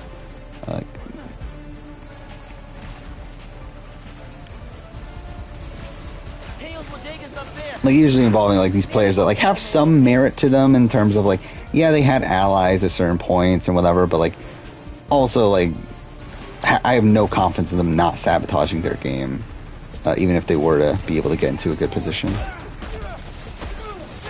think Bella's one of those sort of people. It's like, yeah, I mean, like early on, Bella was doing well. Like week 1, Bella was one of the best positioned people in the house, but she then goes and like sabotages her own alliances.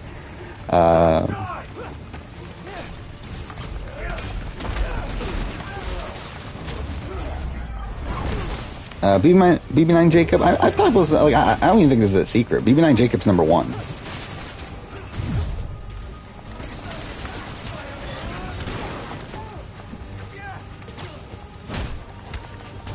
I've been pretty open on that in previous streams.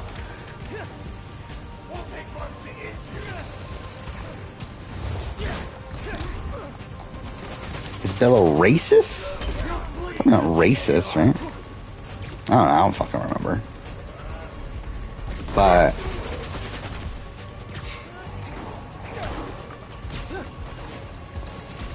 I wouldn't guess so. I mean, like, I wouldn't even say, like, Jackson and Jack are necessarily racist. Where that came from?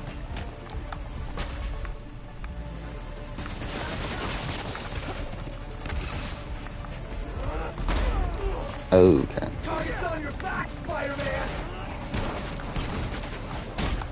Okay, cool. That's definitely what I meant to do. I meant to hit the guy all the way in the fucking back, not the guy right in front of me.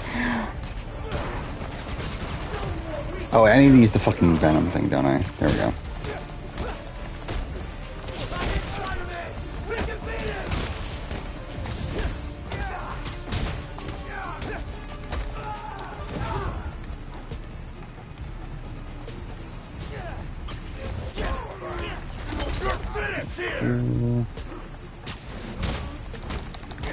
This is so ridiculous, the fact that the comic book things come up.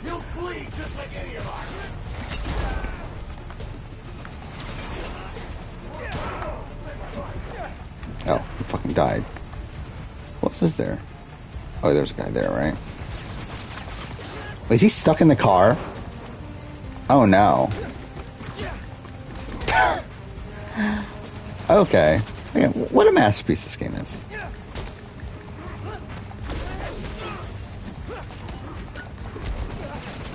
This is ridiculous. Like, he's literally stuck in the car. Anyone from BB20 make the list? I'm pretty sure.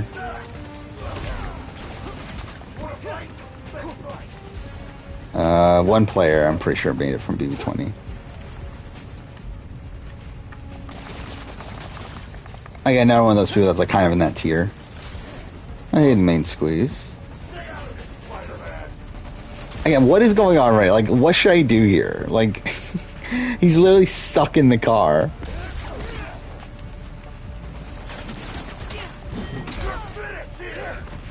Like, can I kill him, or...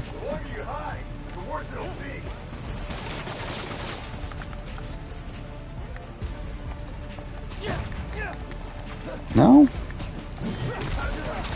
First boot in BB20, Steve? I'll tell you it's not Steve. I forgot the Summer Steve 20, what was it? Summer Steve 2018? Is that what the year it was? I forgot that was a thing. Was it really 20? Now I think about it. That was 2018, wasn't it? Holy shit. I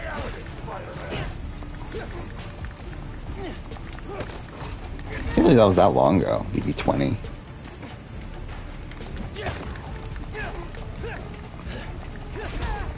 This is so dumb. Like, what do I do here? Like, I think I'm fucked, right? Like, there's no... Yeah, I think I got it. Yeah. It's not Swaggy Seagan. It's not one of the first few boots. It's not that hard to figure out who it is, I feel like.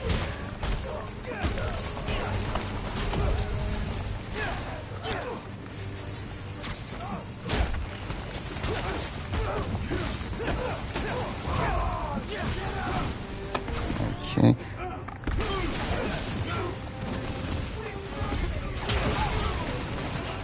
No, it's Caitlyn. Yeah, Justin got it right. Wait, you didn't even know who Sam was the other stream, didn't you? Whatever.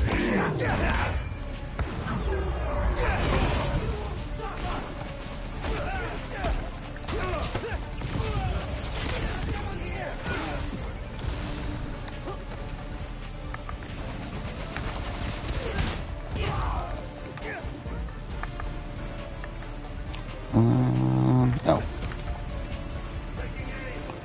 Yeah, to be honest, not that many first boots actually end up making the list for the Big Brother one.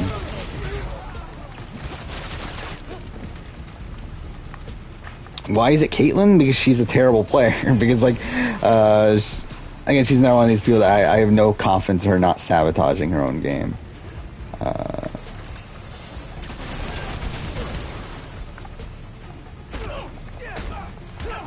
No, Big D didn't make the list. Neither did David. Again, no one that made the jury ended up making this list. And I am going to be doing another video for people that made the jury. And same thing with Survivor. Guys, listen, hey. Was it even 10 piece? I can only carry some of you. Yeah, I mean, like, it's a game where she is tricked by Tyler into flipping her vote to vote out one of her I was said password because I just saw the word password in chat. But she's won the she flips her vote and to vote out Steve, who was one of her closest allies at that point, someone she considered a father figure. Just because Tyler like told her that like Sam had an advantage, it made no fucking sense.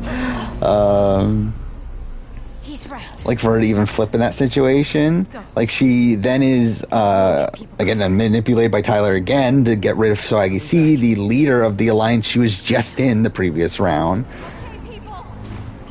She's then blindsided when Winston goes home and is tricked into believing it's her own allies that flipped that vote.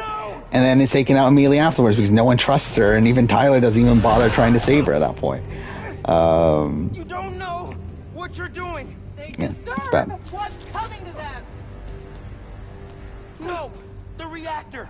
Krieger changed the specs. You're watching Circle? Going to destroy Roxxon Plaza. You're going to vaporize. Yeah, Circle. I love this season. I really did love this season. It's easily my favorite U.S. season, and I think there's a debate for it being my favorite season of the Circle ever.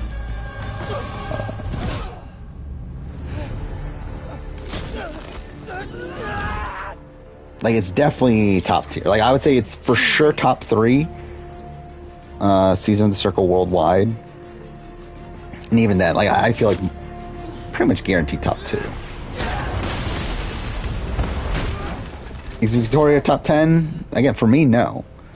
I think once we get the top 10 worst players that made the jury, I feel like there's an argument for her being in there. But she's not top 10 on this list. Yeah, Willie Hance is definitely on the list, I can assure you that. Justin's not on the list, though.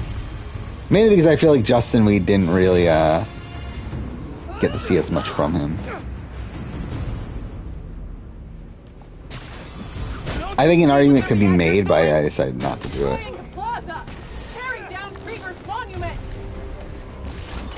Daniel Alexander, worst BB Can player. I feel like she's one of them. I think the one pro for her that comes to mind right away is that she had allies, at least. Again, she had like Tala and Gary that wanted to keep her around. But she's also someone that like nominated, like she knew that like Jillian. She knew that fuck off. Yeah, she knew that Jillian was someone that had a bit of a vendetta towards her, and also had a close relationship with Anil, yet was like okay with going on the block for some reason.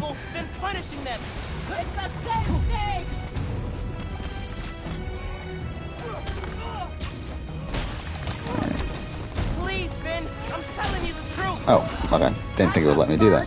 I shouldn't have lied to you about getting into the underground. If I could go back. Yeah, to be honest, I never really thought through a BB Can worst player list. And I did talk about, wouldn't be opposed to doing like ranking every player from BB Can at some point.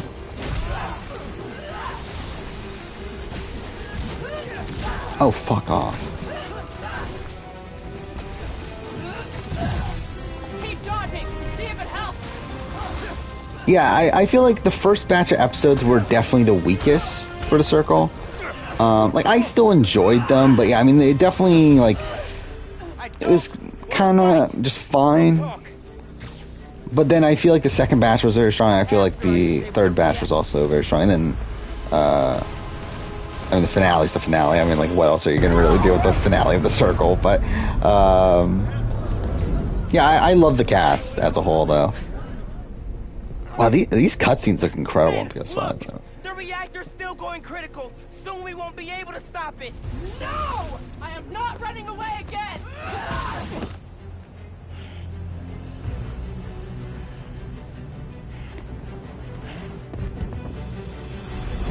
You are the one person I needed on my side!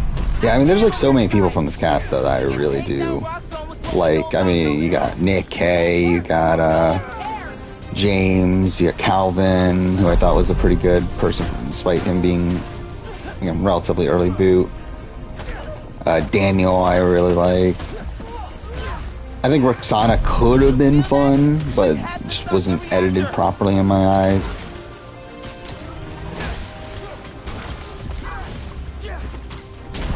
Not this time! Fuck.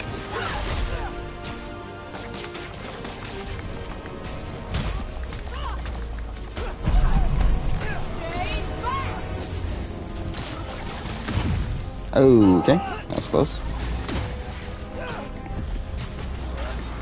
Are Kai and Calvin dating? I don't know. I don't think so. But I don't know for sure. I know, from what I've heard, that Nick and Rachel went out one time, but, like, aren't together because they're, they live apart. Like, they live in 2 different states and stuff. But I don't know about, Kay and Calvin. If I were to guess, I would say no. But I don't know for sure. Just wanted to chime in and let you know, so you don't worry. We're gonna be just fine. Oh, you think season 2 is better? To me, season 2 is my least favorite of the US for sure. And like, to be honest, season 2 might be my least favorite season ever, if I'm being honest. I really did not like season 2, and I think part of that has to do with my own personal experience of like having to watch it immediately after having watched Circle, Celebrity Circle UK and UK Series 3 in the UK, and it's like, because like all 3 of these seasons literally aired back to back to back.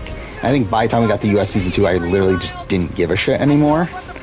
And also, I just also genuinely don't think it's great. Like, I didn't particularly like the cast. And I just think it's like, it's again more of the same. I don't feel like they really do much there that's that unique. So again, it just felt like more of the same to me. You can't beat me! Shut up!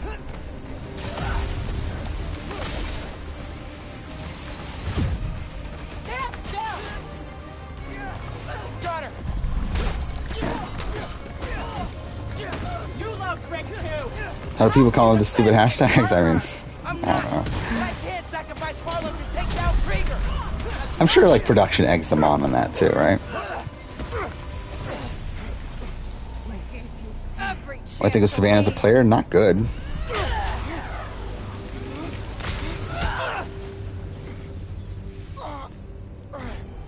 We're nearing the end, right?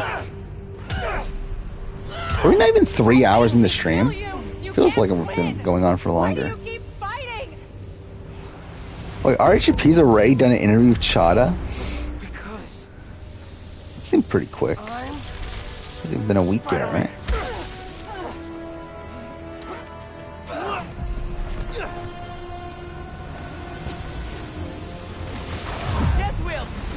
Yeah, it's weird. It's only been a week since the Big Brother finale. It feels like so much longer, especially considering like I've already like because obviously I did the review, and then I record the player ranking, and I've recorded like other video. Like how many? Actually, I just realized like since Big Brother 23 ended, I think I've recorded like 5 or 6 other Big Brother videos.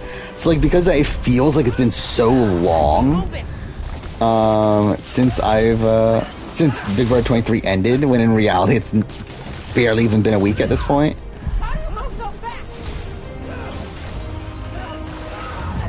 What I think of Tara Alicia, pretty much the same thing of what I think of Savannah. I think they're both bad players.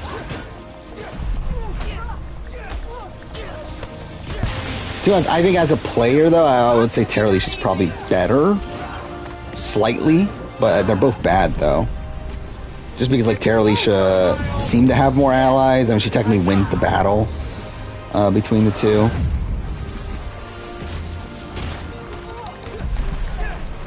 But again, I think they're both bad, though. I'm done listening. You never started.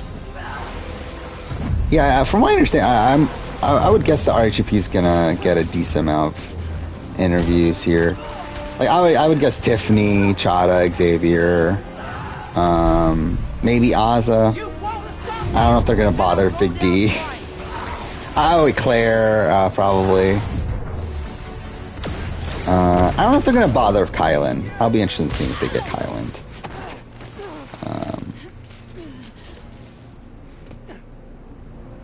I did see that Kylan's already like responding to tweets that criticize him, so that's already gonna be fun.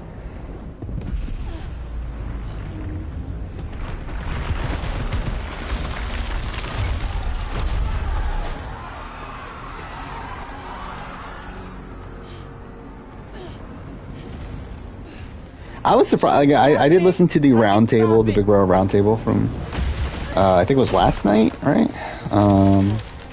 I guess technically since past midnight. I guess it was technically 2 days ago, but whatever. I was surprised at how low they had Kylan. Not that I think Kylan's like a great player in the grand scheme of things, but like the fact that Taryn gave Kylan a 5, I felt like was way lower than what I was expecting. Because I would personally give Kylan a 7.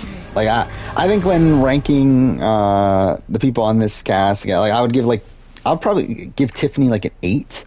I know they gave Tiffany a 9. I'd probably give her an 8. Then I would give like probably like Xavier, Kylan, Hannah, maybe DX a 7, maybe. But then like I think you got a good amount of 6s. Yeah, I mean like the fact that like Kylan was a 5 for Taryn, I felt like that did feel low in my eyes. I also found funny that Big D was a 1. Okay, I would have given Big D a 2. Like, I would not have given Big D a 1, but whatever.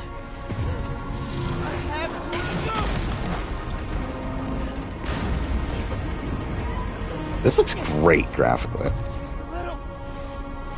I don't remember how this looked on PS4, but it's on PS5 it does look a lot better. They say Big D saw... Wait. Did you see Big D saw... I have no clue what that even means. But... Anyway, I don't watch their podcasts. I did see the one clip of Xavier, like being told by Derek that Tiffany did more than he saw, but outside of that, I feel like Kylan's gonna be fun to follow in the postseason here. Like I like the thing that I don't, I still know about Kylan. Is Kylan in on the joke? Or is he actually serious that he is like this like Karen figure? Like I think that's gonna be the interesting thing to see moving forward. Is he in on the joke or not? Yeah, I know the Hitmen. Yeah, I know you're talking about the Winner Circle podcast. Derek and Cody, but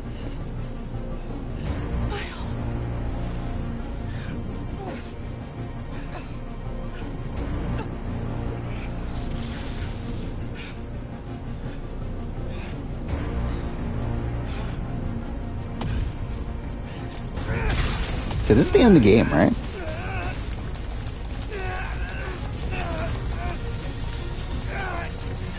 Actually, wasn't this? This is literally the shot from the opening shot of the trailer, isn't it? Yeah, like this.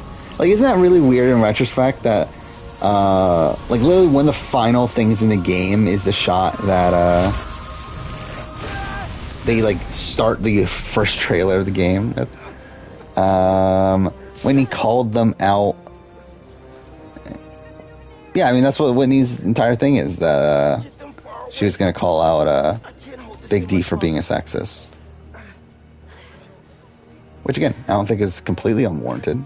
Like, I think, again, Big D spent a lot of the game trying to target the women and kept on talking about how if a woman gets to the end, they're going to win because all the women in jury are going to vote for a woman and all this other stuff. This looks fantastic graphically. Holy shit. Like, the textures and everything. Oh, yeah, I forgot she dies, doesn't she? I completely forgot about that.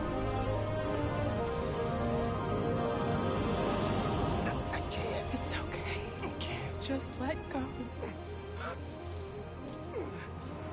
Let go.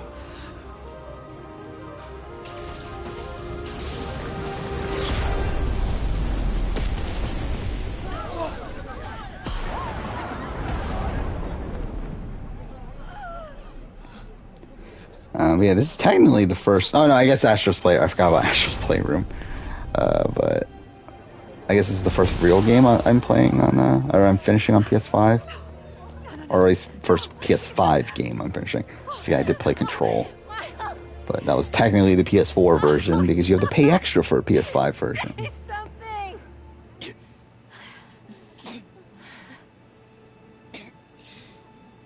Is everyone okay? We're safe. And to do a couple speed runs of Assassin's Creed Origins, which is a lot better on PS5 because load times are a lot quicker.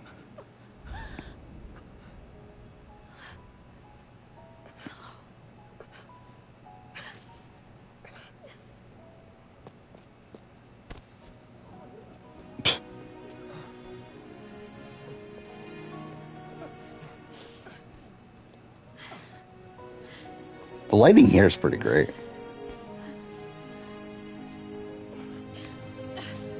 Thoughts on Bettina? She's fine. I mean, she's barely on the show until this episode. I think she's very attractive. I think that's something. But I mean, in terms of her as a player and stuff, again, she's barely been on the show. I'll be surprised if she ever comes back. Hey, get out of here, kid. I believe she's called up production post-show, too, so...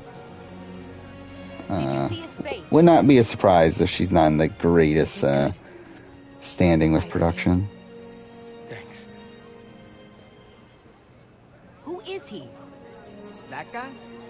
Well, Bettina from The Challenge. He's our Spider-Man. Sure.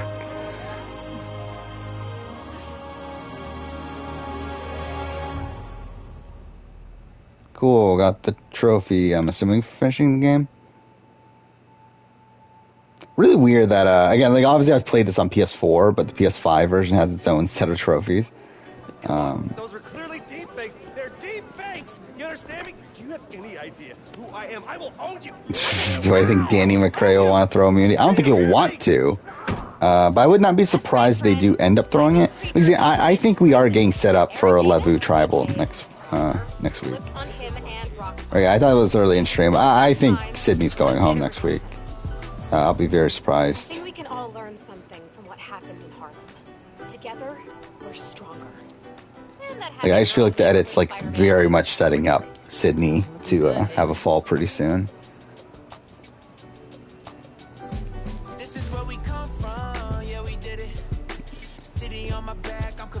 Yeah, Bettina has a really notable laugh. And also, isn't she, also the person that's, stolen money? She, got one of her shows that she was on, and, she got, the Ashley Mitchell choice of, take all the money for herself or split it, and she decided to take all the money.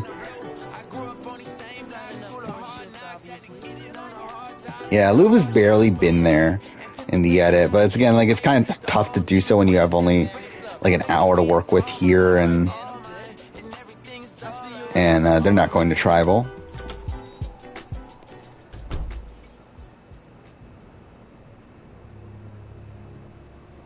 thank God Peter's back. Man, I still can't get over that suit. So cool. Gotta be me. Yeah, you do. What show is she on? I forgot. It was like Temptation Island or something, or one of those. I don't remember. There it is, Bettina Buchanan. Roxxon did this uptown because they saw Paradise Hotel? Is that what it is? Me, Rick, Finn, all of Harlem. Yeah, Paradise Hotel Sweden.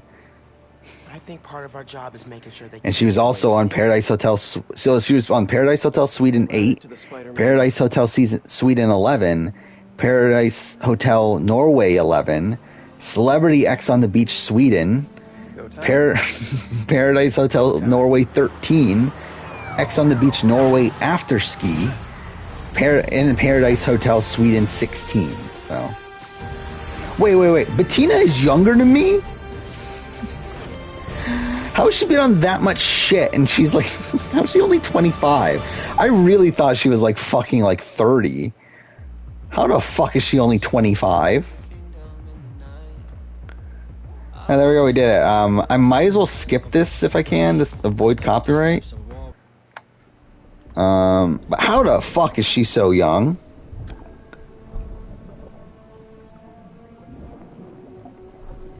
Hey, what is this again? Well, I mean, I know what it is, but I forgot there was a post-credit scene here, actually. Residents of Harlem are still feeling the effects of the recent citywide uprising of the group known as the Underground. While the Roxxon Corporation deals with a rash of lawsuits, newly elected Yeah, stream will probably end soon, to be honest. We're over 3 hours to finish the game. I'll probably stream tomorrow, though. Maybe. Again, I'm not going to fully lock it in because like, things can obviously change. But, I think more than likely I will stream tomorrow. But we may be underestimating the potential danger. I said! Just because I do want to start playing Last of Us Part 2. And to be honest, again, like this was... I planned on finishing this on Sunday. Like, I was going to do it all in one stream, but started to feel sick, like, about halfway through. And I was like, yeah, I'm not going to stay up too much longer to fucking finish this. But, like, technically this should have been done already. So, we'll probably attempt to stream tomorrow. And if I do, we'll start Last of Us Part 2. And we'll play that until we're done. I'll probably take 3 streams, I would think. I guess depending on how long the stream is. Yeah, 3 or 4 streams. And beyond this week, we'll probably start doing 2 streams a week instead of 3. Probably narrow it down to Sundays and Wednesdays. And Wednesdays for sure, obviously, because of Survivor. Sunday is, like, doesn't really matter to me.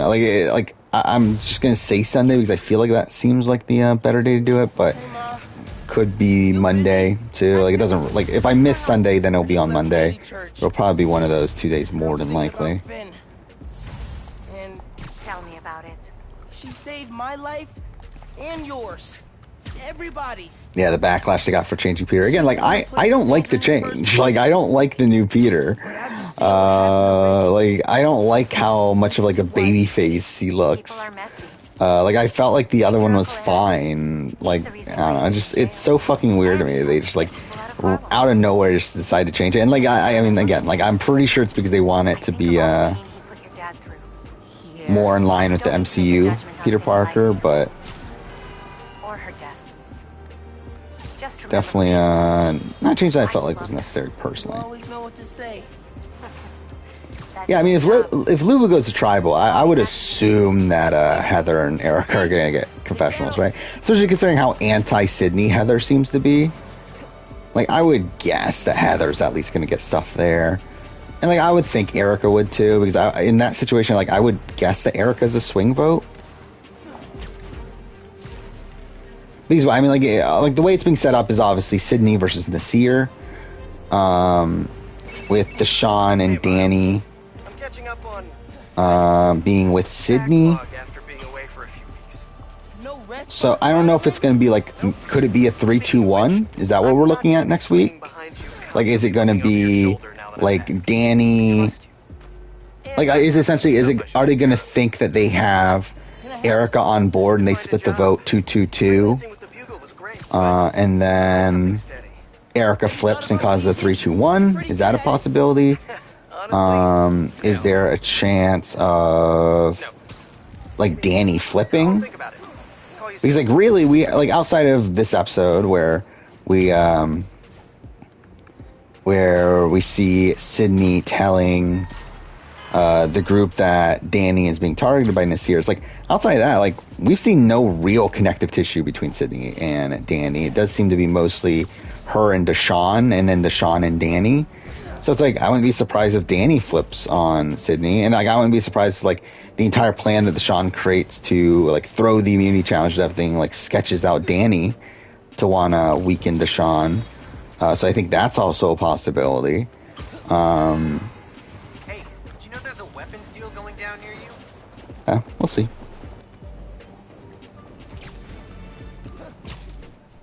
Yeah, I can't believe Chloe's also only 22. That's also really weird to me. I mean, to be fair, I mean, like, I guess, like, how old would I probably would have guessed, like, 23, 24 anyway, so it's not like she's that much, like, that far away from that, but, yeah, she's done a lot of shit for her being as young as she is.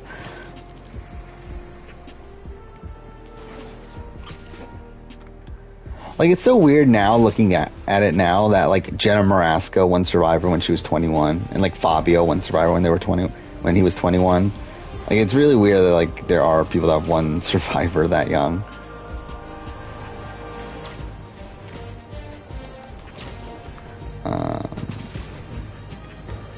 Is there anything else we can do here?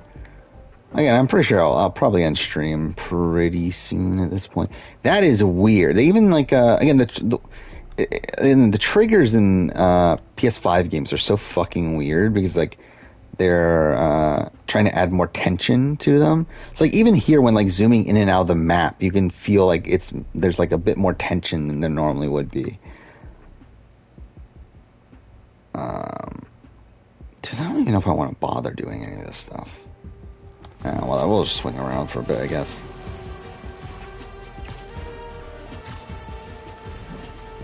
Hey, did you know there's a weapons deal going down here? Yeah, well, Chloe is doing another reality show, right?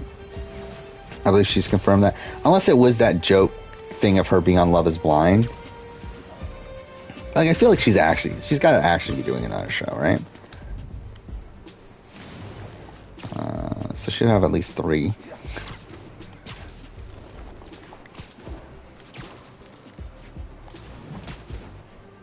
With 4 skill points, because I'm definitely going to use those. It is annoying that my PS4 save didn't carry over. Like, for some reason, it won't let me transfer it in here, which is kind of annoying. Because again, I 100%ed the game on PS4. Yet, for some reason, it's just not transferring over yet. Like, my save files from, like, every other fucking game transferred over, so I don't know why it doesn't work for Spider-Man Miles Morales here, but whatever, I guess. Like, even my Valhalla, like, Assassin's Creed Valhalla, like, those save files carried over, so I don't know why this one didn't. You always thought you were older than Lauren O'Connell? Yeah, Lauren O'Connell is, how old is, like, Lauren O'Connell was, like, what, 21, right, when she played? And that was, what, 2 years ago? It's like, she's also really young.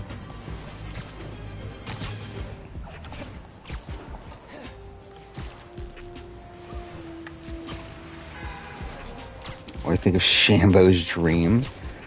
I think she actually had that dream.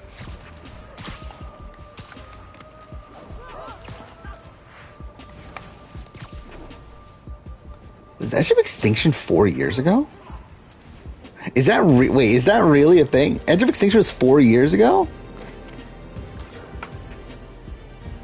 I mean, yeah, I guess it is, actually, how you think about it, when it was filmed. Holy shit. No, it can't be 4 years ago. It was 3 years ago, right? Either way, I mean, it was a while ago. When was it filmed? Yeah, 2018, so it was 3 years ago. But either way, I mean, yeah, that's bizarre. Victoria was only 23? Because I know Victoria's a year older than me. So it's been... So, I mean, I guess she must have had a birthday near filming then, right? Rio Morales was elected to city council. Roxxon Plaza is closed for good. Again, that's definitely not Ashley Birch. Is in jail. Boo! Ha! Bonus, I passed my citizenship test with Mr. Candy. Okay. O'Connell is... In an attempt to save face, maybe that's the time we should end stream. But yeah, okay, bye. See you soon. Yeah, so she's only like slightly over a year younger. I thought she was way. I mean, I guess not more than slightly. I guess, but either way, like I thought she was a few years younger than me. Oh yeah, Shan grounded JD. Yeah. I mean, yeah, Shan was pretty great this episode. I did also like the content she got. I mean, like not like as in like, oh, this was fun, but like as in I did find it interesting that we got that content of like Shan talking about her parents divorcing and like her having to pick which one of those, and like from an Edgic standpoint, like I don't know how to assess Shan, because like Shan, it's weird with Shan where like she hasn't gotten much like she's gotten personal content through her confessionals. But it's like she hasn't gotten an official intro in the way that like Evie did, or not Evie, in the way that wait, all these other people that did in the premiere. Actually, Evie's one of the other people that didn't get one, which is also kind of weird. But yeah, like Tiffany got one, Jeannie got one, Ricard got one, like all these other people. But it's like, yeah, for some reason, like Shan and Evie, who are like two of the biggest players / characters of the season, both haven't gotten one of them, which is weird to me. I thought Shan was 25. Yeah, she's like 34, right? Like she definitely comes off as young. Like I would have guessed, like if I were to guess how old she is, I would say like 28, 29. But yeah, 34 is definitely older than I thought. Yeah, like I think Shan is for sure being portrayed as a big player. I just don't know if she's being portrayed as a winner. Like I have every confidence that like Shan's going to make the end game. I think she's going to make Final 6, Final 7, or like around that spot in the game for sure. I just don't know if she's going to win the game with the edit she's getting. But I mean, it's not on the impossibility. Again, I do have her number 1 in my power rankings. Again, a large portion of that is because like no one has a perfect edit. I do think if she had, like I think if there were other people that had more consistent edits, I feel like I would be more apt to put them higher. But it's just like no one has that great of an edit, and because I feel like Shan kind of just by default has the best one. Yeah, I'm probably mixed finale. And finale's what, Final 6 nowadays? They ain't already changing that up for this season. Well, Anesu for me, I never thought Anesu was winning South Africa. Like Anesu, like the thing about South Africa is like South Africa never has a person with the edit that perfect winning the game. Like I never thought Anesu had a shot at winning from an Edgic standpoint for me personally, because like that's just not the way Survivor SA portrays their winners. Like if we're looking back, like Rob has so much negativity at points in that season. You have same thing with Graham. I mean, Graham and Rob pretty much have very similar edits. You got, again, Tom is obviously Tom. Then Heike has some negativity in his edit. And then if we're going back to old seasons, which I don't think really matter considering they're radically different production companies. But even then, I mean, like you got Gigi, who is barely on the show. You got Lorette, who is also barely on the show. And then you have Vanessa, who is shown as like actively passive, not active, but like very passive and very much like not even trying to win the game. Shantham, yeah, that hasn't even, yeah, that's kind of been absent, hasn't it, since the premiere?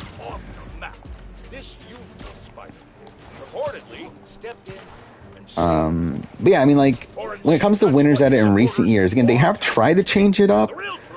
But again, like, it is weird that like IOI is one of the most recent seasons we've had where like they gave someone a very traditional winner's edit.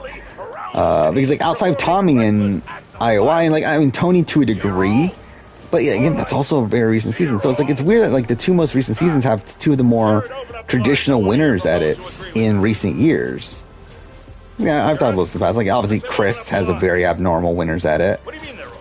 Nick has a lot of negativity in that first episode, and even like towards the end of the game that makes him not look like a high winner candidate on paper, even though again I saw through that personally, but like that's what threw off the Edgic community for a while. I think Tony's edit was obvious, but like by the time of Final 9, no one else could win but Tony. Got a break in nearby. Maybe a job. And even by the time of the merge, it was between like Tony, Sophie, and Michelle at that point. And even Michelle was like not really super high as a priority, like as a consideration there. So it's like Tony's edit was like obvious from an Edgic standpoint, like as like a top contender, and then once the other top contenders go, it's like he's the only one that can win. While again, like with these other seasons, they haven't really been as traditional. Where again, Edge of Extinction, like obviously you can't predict that Chris is going to win that season. With David vs. Goliath, the majority of the Edgic community didn't think Nick was winning because of that negativity and his lackluster premiere. You had Wendell, who was looked at as the second person to Dominic for a lot of the season in terms of Edgic. And even then, like Wendell has an abnormal winner's edit in the fact that he is not portrayed. Like he's not. He has one of the quietest. I believe he does have the quietest male winner edit in the history of the show, in terms of total visibility. Then you have Ben, who also gets a lot of negativity in the merge section of the game, where that kind of lowered his chances of winning from an Edgic standpoint. You have Adam, same thing, merge. He really gets tanked in the edit, which again, that's like kind of what threw the Edgic community off on both of their wins. Though I mean, Ben was more obvious by the very end of it. But that was kind of because we had just seen Adam do it, where like Adam was not a contender to win. I mean, Lennox was next towards the end game. Like he was for a lot of the early game. Like I believe the entire pre-merge he was the top contender, and then the merge happened, and everyone was like, no chance of winning. And then like even coming into the finale, like I believe David was number 1. I think Ken was right behind him from an Edgic standpoint, and then like I think Adam was like 4th. I think out of the 6 people left. So, I mean, like, again, like, that was a surprise at the time. And, like, Ben's would have been a surprise had that not just also just happened. But it's still, like, an untraditional winner's edit. And then Sarah had, again, untraditional winner's edit to a degree, but, like, it is kind of traditional for, like, a female winner.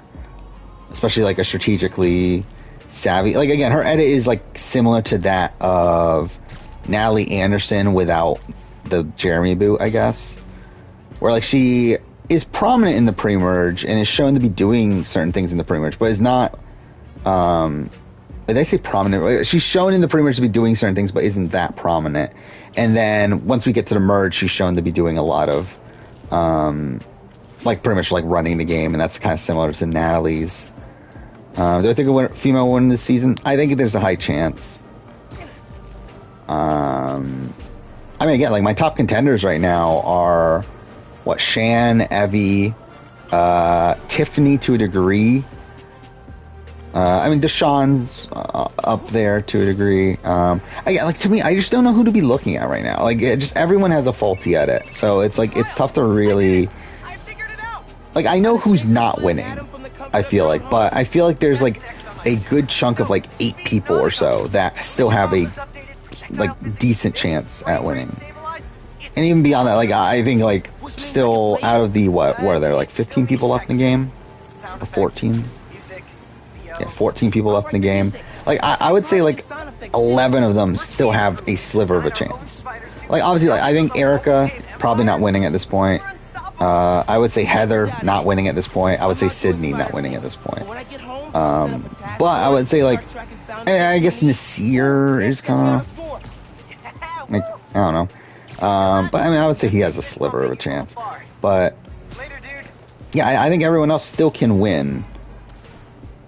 Though again, obviously some people are higher than others. Like Xander, I don't feel great about, considering it feels like a lot of his content's circumstantial, and he hasn't really gotten any personal content, despite how prominent he was in episodes 1 and 2.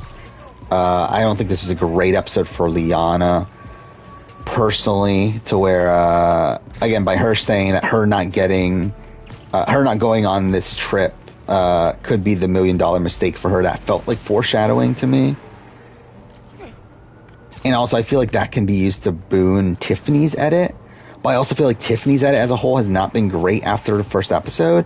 But could that be the editors tricking us? Could they be like going for like, could it be a similar thing? Like essentially the opposite of Nick, where Nick has a terrible premiere. With the exception, I mean, he has like personal content at one point, but like outside that, terrible premiere, but has such like great content for the rest of the pre-merge.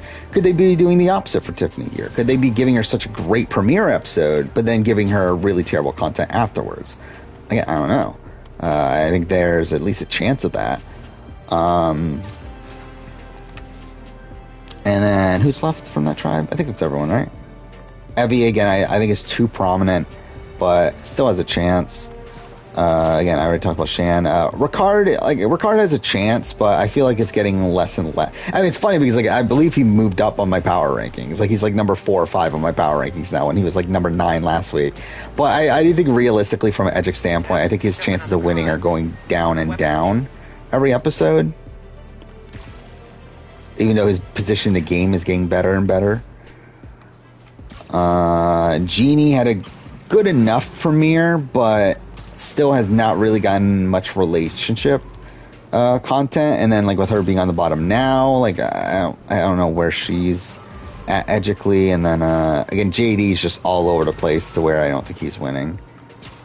And then Levu, again, I kind of already talked about. Yeah, I think Deshaun is good, but I think has some red flags. Nasir probably not, but I think has like maybe a sliver of a chance. And then Danny feels like he's getting just content whenever he's necessary, and I don't think he's winning. And then again, I don't think any of the women from that tribe are winning, just due to either being invisible. And Heather, you got Erica, who had some content in the premiere, but even then it wasn't super strong content, with her also being invisible since then. Not great. And then Sydney, who I think is getting actively bad at it. So, yeah, that's pretty much a rundown of the entire cast at this point. Again, no one I feel super confident about. Like, if I'm being honest, like, if I were to say, like, if you were to tell me to pick one person who I think is going to be the winner at this point, I think it would be Tiffany. Like, even though I think Tiffany's edit, the last 2 episodes have not been particularly great, I think I would still, like, if you were to put a gun to my head and, like, say, pick one person based off the edit who you think is going to win, I think I would go Tiffany. Even though, again, the episode 2 is so bad for her. I just feel like her premiere was just so strong, and I feel like there's still an argument for her. Where I feel like everyone else has a... I think there's an argument for her getting that mediocre content. Raft prisoners are holding up a store and took hostages. Well, again, I feel like Shan and Evie are just too blatant right now. And also both have red flags in terms of them not getting as much personal content.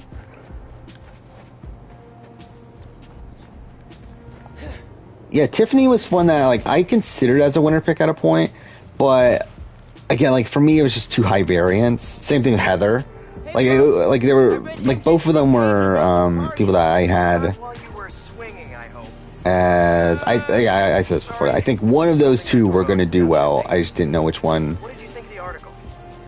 Because like I felt like one of the older women were probably going to end up making the merge and through that be able to make a deep run, and then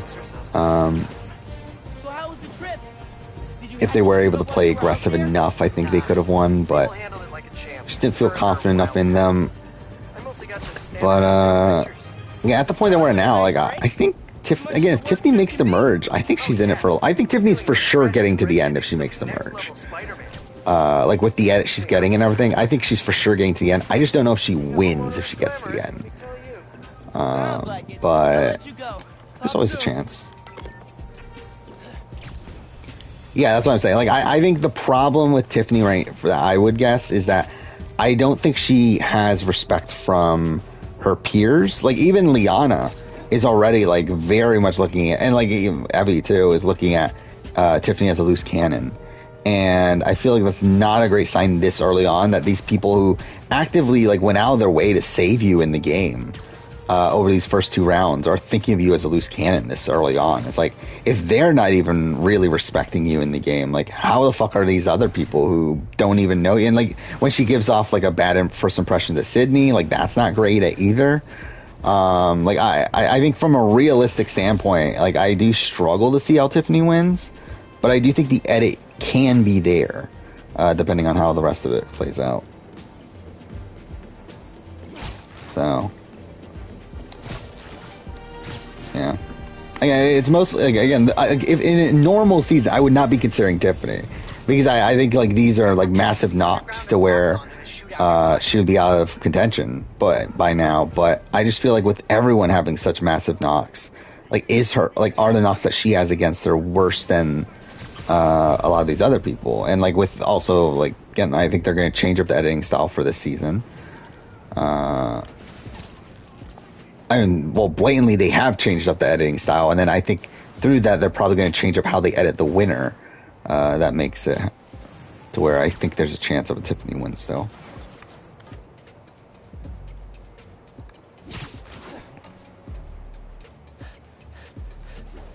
Why does Australian Survivor have really obvious winner edits? Because, again, like, Australia likes to have these, like, grand stories that they like to tell. Where essentially I feel like with Australian Survivor, essentially what they're doing is telling the story of the winner over telling the story of what actually is happening.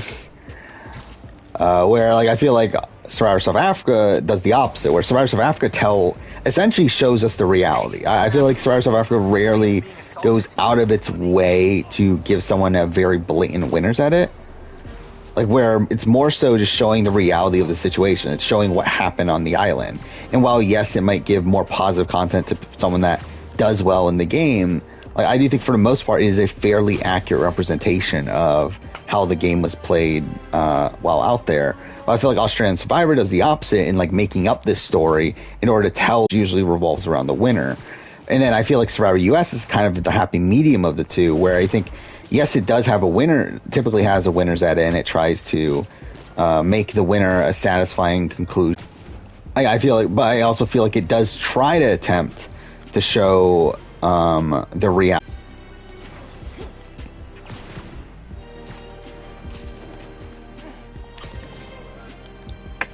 But yeah, where are we at time-wise? Over 3.5. I think we might just call it here. Again, it's past 2 o'clock in the morning.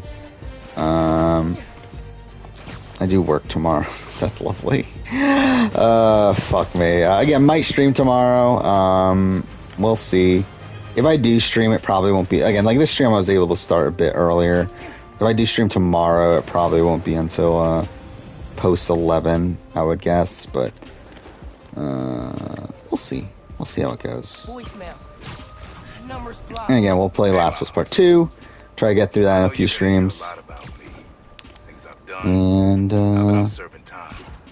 yeah, after that, I'm not entirely sure. We'll see where we're at in terms of I'm not sure, like, if I'm gonna be playing Judgment next, or maybe we might play Hitman, like play around with Hitman 1 and 2. Maybe we'll do that Control playthrough that I want to do. I don't know. But yeah, we'll figure it out then.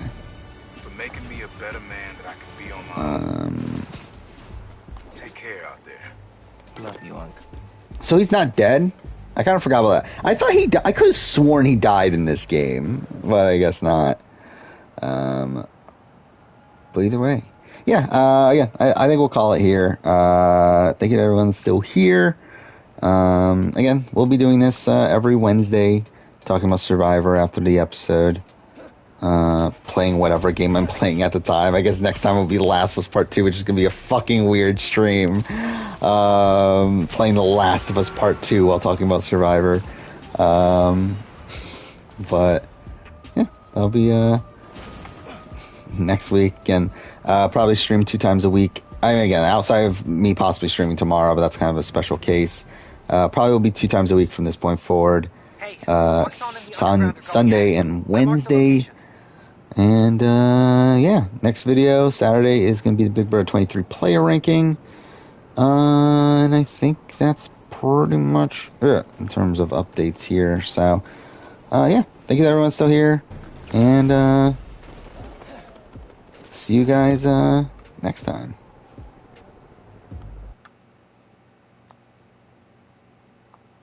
If I knew how to fucking end the broadcast. There we go.